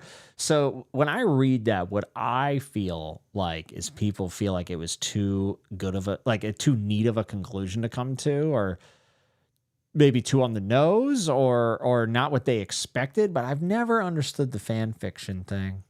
I don't know, just me. And also, let's just say it follows a pattern of fan fiction. Fan fiction most likely follows the pattern of which those people have read before they've written. That's my guess, at least. I've never understood that one. New Robin Hobb when? I don't know. And Queen saying here, didn't Robin Hobb sign a contract for a new trilogy or something? Is this true? Did I miss this? Someone let me know. I'm very interested. She's 100% writing, just don't know what or when. Hopefully another Megan Lindholm book. Okay, first place is, people have been waiting for this in the chat, Stephen Cy King. And this one shocks me, and I'll tell you why. Because I've always kind of got misconstrued with how much King I've read, with how much King I've watched. Because I watched all of his horrendous, amazing TV adaptations. And I don't mean TV shows. I mean made for TV movies, which were huge in the 90s. Like Lawnmower Man, I think, had one. I like them. They're part of my childhood. King was a staple in my house. Always knew who he was. Always knew about his stories. And I started reading his books probably a little bit too young. It at 11 is a tough look for me. But I had not read as much as I had watched. But now I think I'm approaching that point where I might have been. But I feel like I have not read much King, and I feel like I haven't read a lot of King because the man's written so many damn books. On top of that, and this is the thing, I kind of was like, oh, that's why it's 19. I read the Dark Tower books. So that's 7 plus your Wind Through the Keyhole. So that's 8. So 8 of these 19 are a series. That's fine. But it started to make sense. And then I forget, I read later. I read Joyland. Okay. I just recently read Revival. I've read a lot of the heavy hitters. Doomickey, The Shining, Doomickey I haven't read. Shining I haven't read. Dr. Sleep I haven't read. There's another one that I really wanted to get to, and I can't remember what it is now. Oh, Dreamcatcher. I want to read Dreamcatcher. So I have read a lot of King. A lot more than I had realized. How do I feel about that? Pretty good, I would say. I love Night Shift. I love You Like It Darker, even though there's a lot of repetition. To be honest, and the stuff devices he goes for, plot points, it was a little weird. Like he's really into abduction / torture stuff. Yeah, I don't know. You Like It Darker was great though. Rattlesnake, was that the one? That was a banger story. So good. I will say this. King has his shticks, like every author. We talked about this a little bit. I feel like I have gotten a little burnout on the shticks from him. And to me, it's probably going to be a little while before I read more King. Now, I know the third book's coming out in the Talisman series. It's supposed to be the final Dark Tower piece. And I'm intrigued in that. I am not intrigued to read the Talisman or the sequel. I probably won't read those. So I mean, I want to read that one. There's also books I want to read from him. I have so many King books that I have not got to. And that's the thing. It's weird that he's my number one read author, yet I feel so inexperienced with King. But I have felt with the last couple I've read from him that I'm starting to get used to some of his repetitiveness, and I think it might be a little bit before I get back to old Cy King. But without a doubt, if you look at how many books he's published to the books that I'm interested in, which is almost all of the books he's published, besides Tommy Knockers, for sure not Tommy Knockers. I'll probably read it just for the laughs.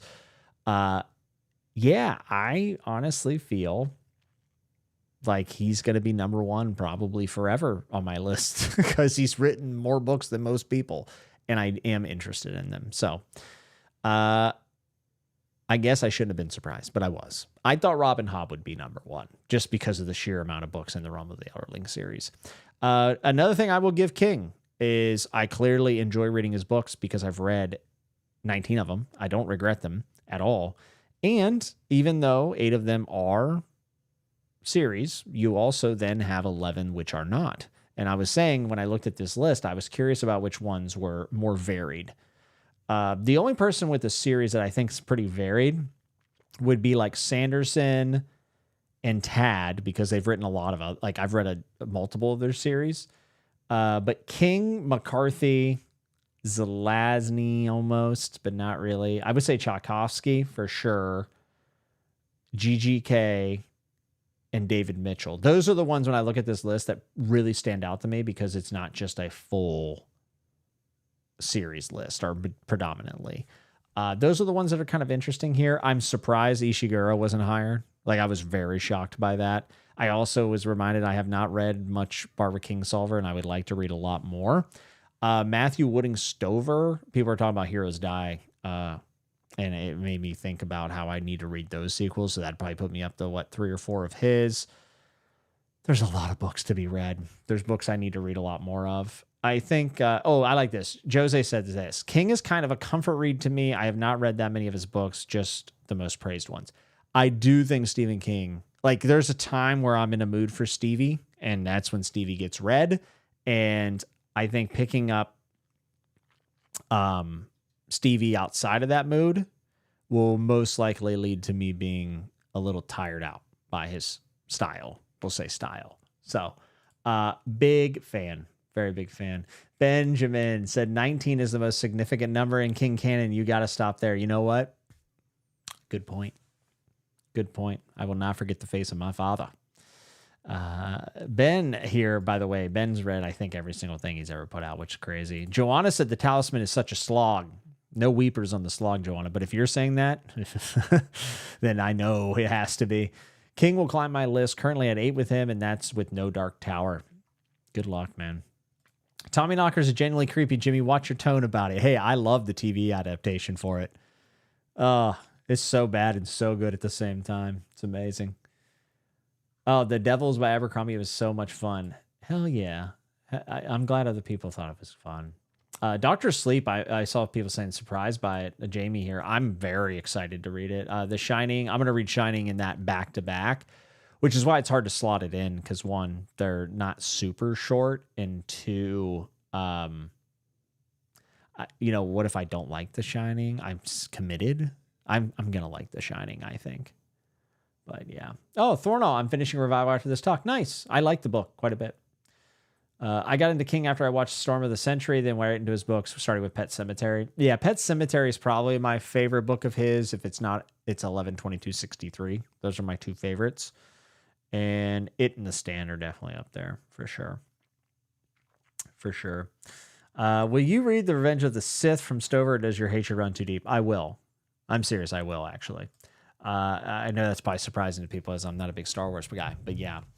So that's it. Cy King with 19 books is the winner. Winner, chicken dinner. I think he will probably keep that crown for quite a bit, like over my life, just based on stuff I want to read from him. So let's do a little book haul, shall we? Shall we move to our next segment? And the buy or sell will be very fast. It's just one thing that I want to complain about because it's my channel and I get to complain about whatever I want. This book haul is a fun one. There's one book on here I have no idea if I'll like. It was sent to me by a lovely Evie, and I don't know anything about it. But the first one, this is actually going to be a reread, and this is because the Halo edition came out on PS5, and I've been playing it, and I forgot how much I love the story of Halo. So I went and got The Fall of Reach, which is the first Halo novel. And this is part of a trilogy that I read when I was 13 or 14 years old. I remember reading in the dead of winter, sitting next to a kerosene heater, which was probably unhealthy because I was breathing in chemicals I shouldn't. And I tore through these books in anticipation of, I think, Halo 2.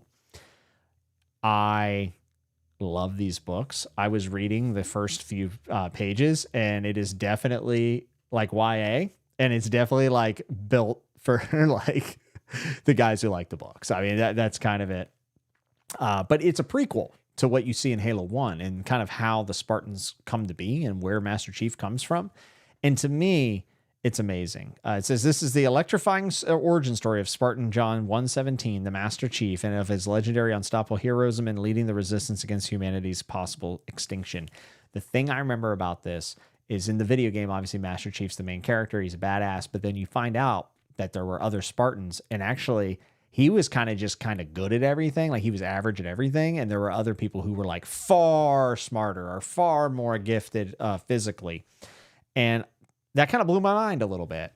And he just happened to be really well-rounded.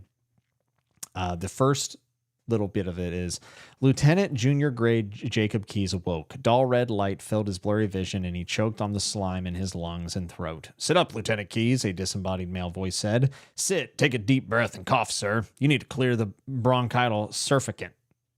So, as you can tell, kind of straightforward writing. Very like 10 hoot. Like I love it. It's like it's military sci-fi, and I love it. And I'm so excited. There's gonna be so much nostalgia for me with that. The author, by the way, is Eric Nyland, and it is a New York Times bestseller, I believe, which is really cool. So, I'm trying to see what we got here. Man, people were going in on this. Okay, let's see. From glancing at my Goodreads, the authors I've read the most from are Robin Hobb, T. King Fisher, Naomi Novik, and John Flanagan. It took me a while to warm up to the Shining book because I love the movie. I've actually never watched the movie from front to back. I've seen all of it through clips, but I've never actually watched it all. I've read 22. It's also interesting that Stephen King hates the movie. I've read 22 King books. My biggest pet peeve is that he'll spoiler the fate of his characters early on. I read them back to back and it worked really well. I'm talking about Shining and Dr. Sleep, especially with the different life stages King was in when he wrote both of them. That is cool. I think The Shining's issue is that it's advertised by people as horror when it's more than that. Interesting. Very interesting. You can always do what I do, Jimmy. Plan to read a series with the caveat that if I don't like it after the first book, I don't continue. That's usually what I do. Full version or abridged version of The Stand for my read? Do the full version. Why not, dude? Whatever Evie likes, I like. It's awesome. Ben gave an example of King spoiling his own books and that's the last time she ever saw her family. What a throwback, millennial maxing. You're dead. I've been in it, man. I love him. I love playing ambient music from Halo while I read. It's incredible. It's incredible, dude. I've been wanting to read the Halo books. Halo, so many memories. Yeah, you should read the first trilogy. I don't know about anything beyond that, but this Eric Nyland guy's pretty cool. Brought to you by Mountain Dew and Doritos. You're damn right. I had no idea Halo books existed. I saw them at a Walden bookstore way back when that was a thing. And I remember being that age, and I was like, let me grab that real quick.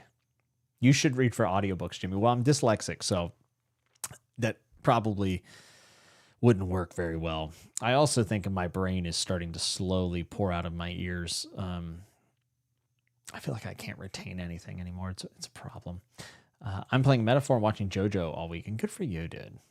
Ever looked into the connection the Shining movie has the moon landing conspiracy theory? No, but I will tonight and fall asleep to the video without a doubt. Good looking out, Colton. Okay, this is called...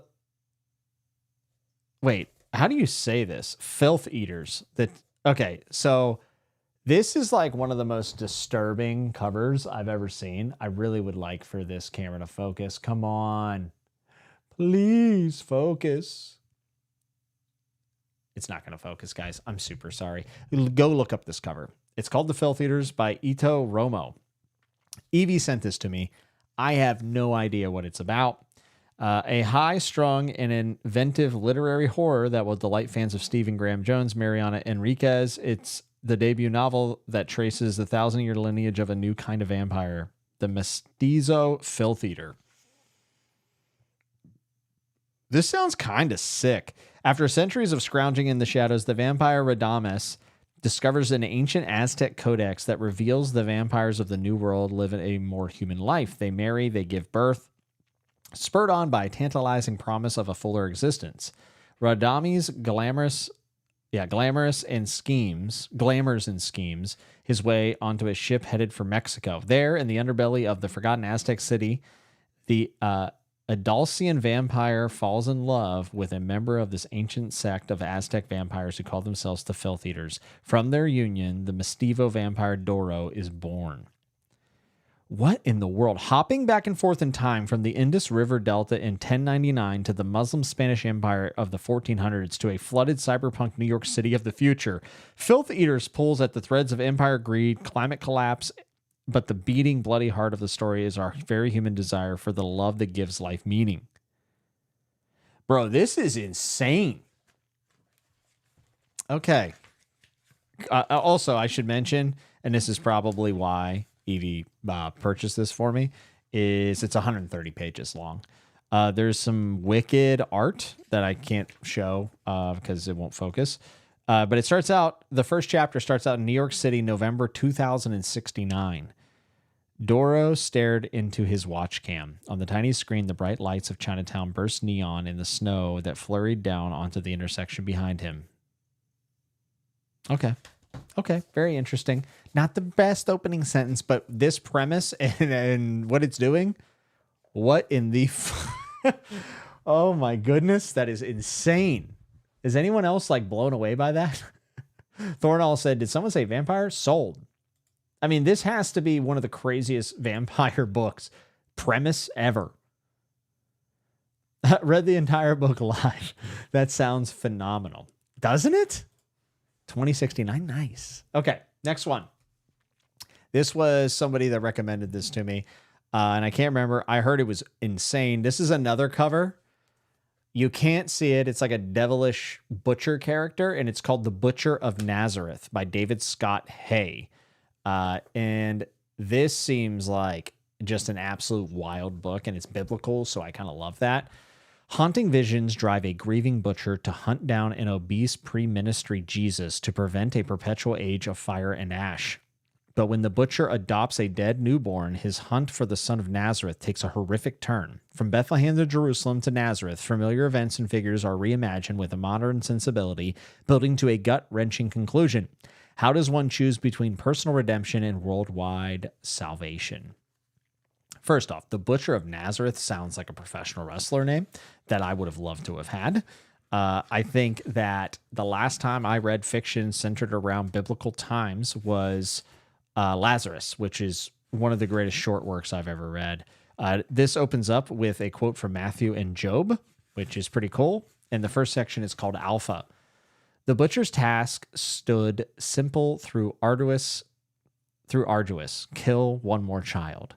Yet this child was a grown man now. The butcher had not slain any man, only babes and livestock. He wondered if he possessed the resolve to kill a man. He would be tested, this he knew. He wondered if he was to employ his saken or poison of which he knew nothing. He would do it face to face. He would have to know. He would have to witness. In the butcher's visions, though, the false king was absent, save for a shadow of obscenity. Where among his disciples hid this man, this devil creature? Would he redirect the coming cataclysm for Mount Sinai in a mockery of Moses? Dude, this sounds wicked.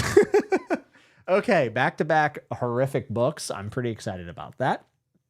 That one is not 130 pages. That's probably like 300 or 400 pages. It looks like 300 pages. That seems pretty good. Jimmy, are you intentionally ruining my TBR? Yes. Jimmy, are you all right? No. That's a hell of an opening paragraph. I agree. It was number 1 on a list recommended for medieval horror books, which we all love. Hellmouth. So that's kind of where this comes from, I think. Jimmy, just watch Angel's Egg. That's genuinely all you've ever wanted from a book in 80 minutes. Is that an anime? I think it is, right? He doesn't have resolve to kill men, but babies? Well, yeah, it's it's not a fight. Speaking of Lazarus, have you heard of Satan's Diary by Leonard Androviev?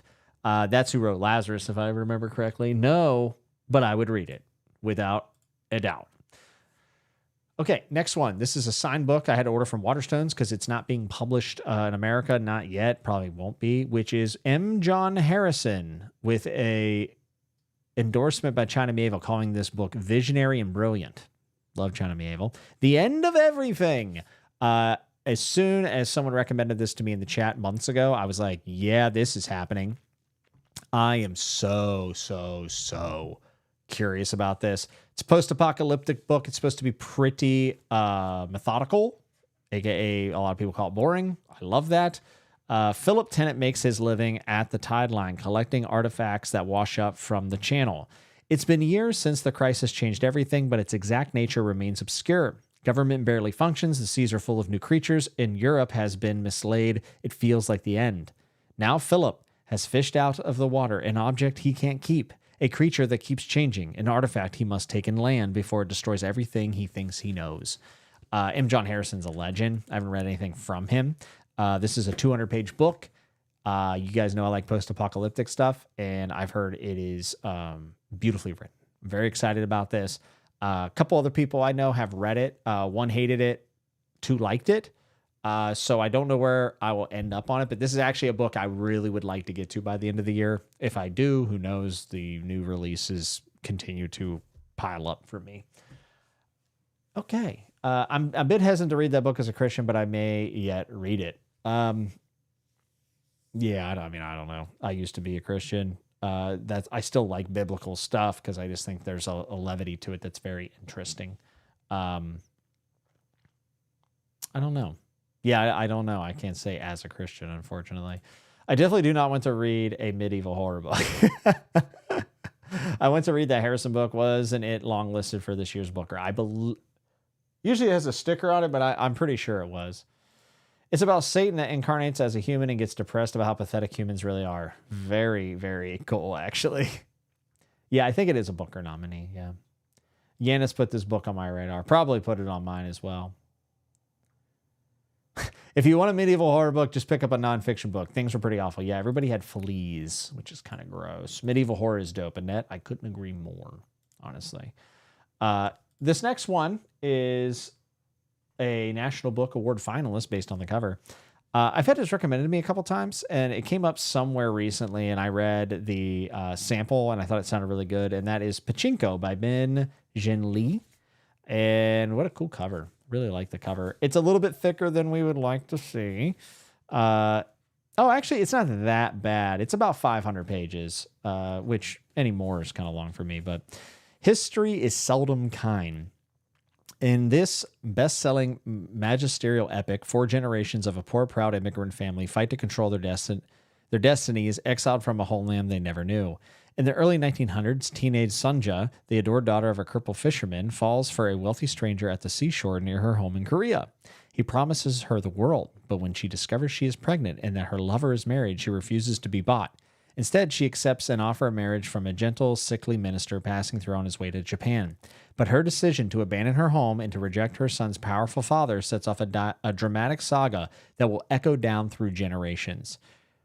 Sounds pretty good to me. I know it's like generational story, as it said, which I am starting to really appreciate generational stories. It's something that I've come to appreciate as I've read more of them. And to me, I think it's really hard to pull off. So when someone does it well, it's notable and remarkable. And it's a very well known, it's a bestseller all throughout the world. So I'd be very, very intrigued to see if I like it for sure. Oh, Ben said, nice. I'm reading this fairly soon. I don't think I'll get to this one soon, unfortunately. They made a show based off this book, right? Oh, did they? I didn't know that. Annette said they've had this TV on their TBR for a long time. If you're tired of being Christian, try Muslim. You still need to believe in Jesus and the Antichrist, but Jesus' second coming. Yeah, I am not religious. More power to everybody, though.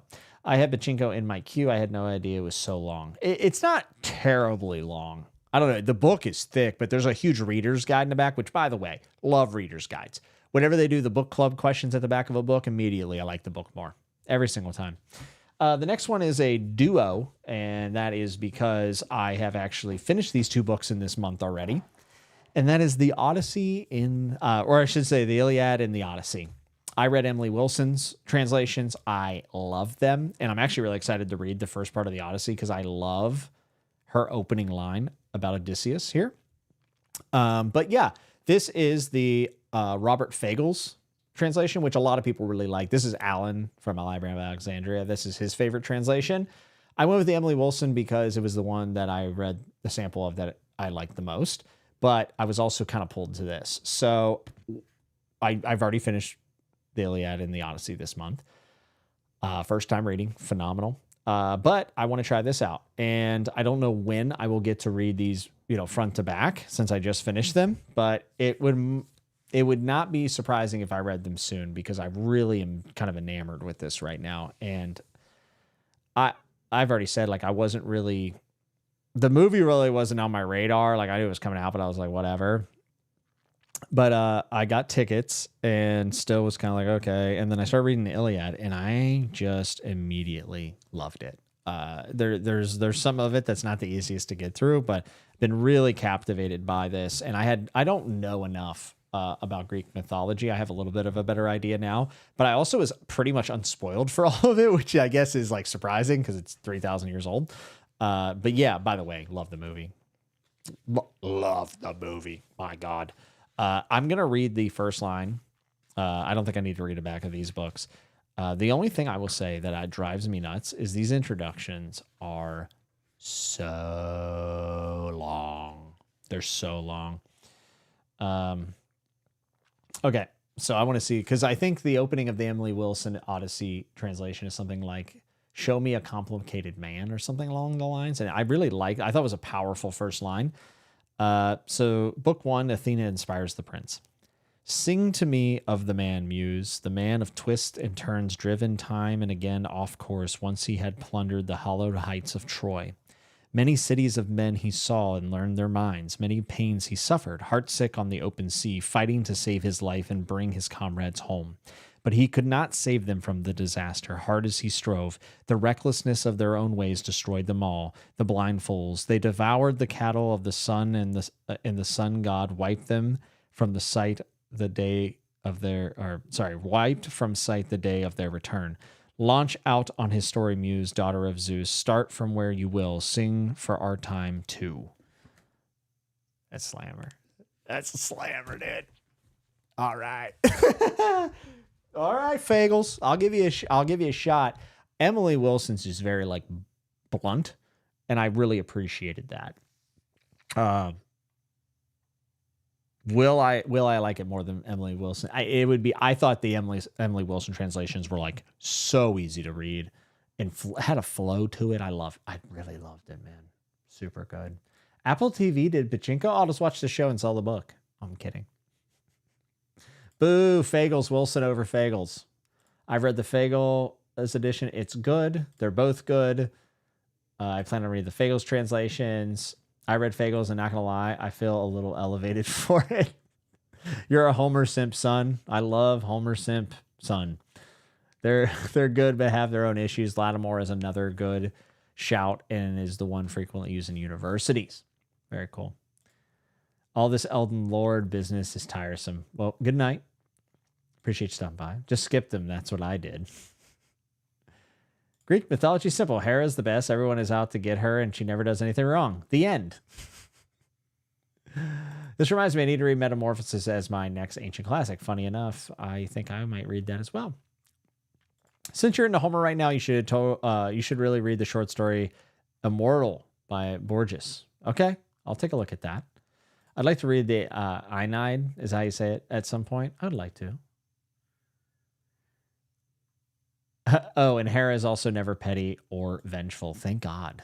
Thank God. There's one last book for this book haul, and that is the third book in the Leviathan series. This is by Robert Jackson Bennett. It is A Trade of Blood. This is one of, and I know you guys can't really see it, but the covers that they have made for this series are some of my favorite, like, mass-made covers. Obviously, the special editions that go around all the time are awesome, but, like, I just love the way these books are put together.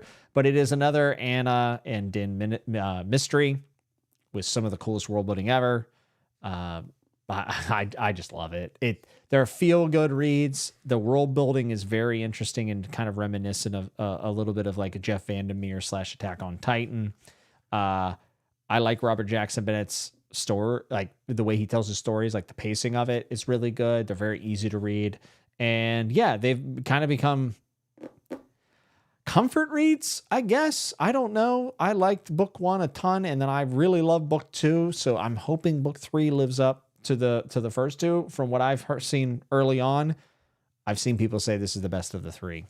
I'm in. He's writing a bunch of these from what I understand. My one hope, and I said this when I reviewed book 2, is that there is way too much great world building here to just let it be a backdrop. And it does play a role in the story. Now, I'm not saying that, but I kind of want this to do the Dresden thing where it starts to evolve, and I would like the story to go epic. And I hope that's what he's doing, because from what I understand, his other series are a little bit epic in scope. Anna and Din. I hope I'm not. Yeah, Anna and Din. I hope that this story expands past them. I hope that he's not just hoping to keep it quiet the whole time. Make this something epic, RBJ. I think that this is everything that I could want in an epic series as far as like the world building goes. And also them just investigating is awesome. The cast system's really cool. There is so much that could be done in this world. So my hope is that these quiet little mystery novels grow into something crazy. And if they do, man, what a sneaky pick for like an all-time favorite series. That would be cool. It's not there yet, but he makes the right moves. It could be. So, also, if you like the Iliad Odyssey, I cannot recommend Madeline Miller's books more. Great retellings. I actually read Song for Achilles, and the ironic thing is I couldn't remember anything from it. Like I had no context, so now I want to reread it. Oh, he said if publishing willing, he's willing to do 12 of the Anna and Din, which, again, that could mean that he just wants to do a bunch of smaller stories, or maybe he has a big plan to expand it out, which would be sick. He writes great female characters. Yeah, Anna's awesome. I want to read the Divine Cities. I actually wouldn't mind giving a shot to every single thing he's written. From what I can tell, all of his worlds are really cool. Okay, and now the final segment of this live show that's went on way too long is Buy or Sell, where I either tell you something I want to keep happening or something I want to stop happening. And I am selling animals dying or being harmed in media. And this isn't me going on a PETA rant or whatever, but in some of my favorite stories use this plot device. I mean, we all have seen Game of Thrones or Read a Song of Ice and Fire, and I can come up with about 1,000 other ones. Odyssey has a little bit of an animal thing in it. I thought it was actually really well done, even though it was sad. But as soon as I see a movie that features a main character of a dog, you know what's going to happen. You know what's going to happen. And it is, I saw a couple different previews previews when I was at the theater for Odyssey. And I think 2 of them had an animal that either one is going to be harmed or was being harmed. And I'm not saying it can't happen. I'm just saying I feel like the last, 50% of the last, TV shows and movies I've watched, let's say this year, which has been more than in previous years, I don't need to hear a dog whimpering or crying ever again. All the video games I play always end up having an enemy that's a dog and they cry when you hit them. And I'm burnt out on it. It hurts my heart. I don't want it. I'm selling it. Let's take a break. Let's take a break from messing with dogs in media. Okay. I'm selling it so hard. I have everyone's going the John Wick route. Well, it's a cheap pop. And I'm not saying that there aren't good cheap pops out there. And what I mean by pop is reaction. It's fine. You can do it. You can place it really well. I'll be honest with you. I thought the Odyssey's piece with the dog was so good and heart-wrenching. That's an example where I think it's done extraordinarily well. But there are times where it just gets thrown in there and you're like, oh my gosh, do we have to see this right now? Just finished Disgrace. Talk about dogs. Yeah, for real. So there's ways to do it that can be better and ways that you could do it to be worse. But as a whole, I just need a break from it. I feel like everything I watch, and I will say this, I had this little bit of an inkling. Listen, I'm wrong. I'm going to say it. I'm wrong, but I'm going to say what I thought. I was like, how many of these new movies and TV shows are being written by AI? Because and I know it's anecdotal and it's confirmation bias, but I've just seen it so often soon. And to me, I was just like, oh yeah, if they're we want an antagonist that's well-rounded but detestable, and the AI's like, oh, I have, Mr. Bad Guy killing a dog. Is that happening? I don't think we need to blame AI for repetitiveness in Hollywood and storytelling. I think that it happens anyways, but it was my first thought, just saying. Annette said Dragonbone Chair has a really dumb animal killing moment at the beginning. We already knew he was a bad guy. Yeah, I know exactly what you're talking about. And like I said, I've read it in books and been fine with it, but it's just lately I'm just kind of tired of it, man. Just tired of it. You remember National Lampoon's Vacation with Chevy Chase where they forgot that they had the dog tied to the back of the car? That's a comedy. That was horrific. What are we doing? All right, that's it. That's your edition of Buy and Sell on Chatting with Nuts. First time I've ever done that. Just a quick little mini rant from me. I'm over it. So, folks, it's been a great stream. We covered a lot of ground, I think. I have a new perspective about my reading and things I want to change and people I want to leave behind in the past on my reading list. But overall, it's pretty cool that I've read that many books from that many authors. It's great. And reading's dope. You're dope. I'm dope. We're all dope. Keep working hard. Keep being beautiful. Keep being wonderful people. Be nice to one another. And I will see you in 2 weeks for the wrap up this month, which is off to a killer start, which last month was the best month of the year for reading in a bad year. And this month might even be better, possibly. So we'll have to keep an eye on it, and hopefully it continues to trend that way. I am going to be a little less responsive. I might even move my wrap-up stream a little later into September because I have some big stuff happening that I must prepare for. It's a great opportunity, but I gotta buckle down and get this thing done. So it's time for me to really focus up. So that's it. I appreciate you guys being here. If you like it, you can hit like, and if you dislike, you can hit dislike. And if you loved it, think about subscribing. If it's your first time here, I'd love to have you along for the adventure. And there is a Patreon in the description. It's optional, but always appreciate it. Until we see you next time, be good, be safe, and remember to always keep turning the page.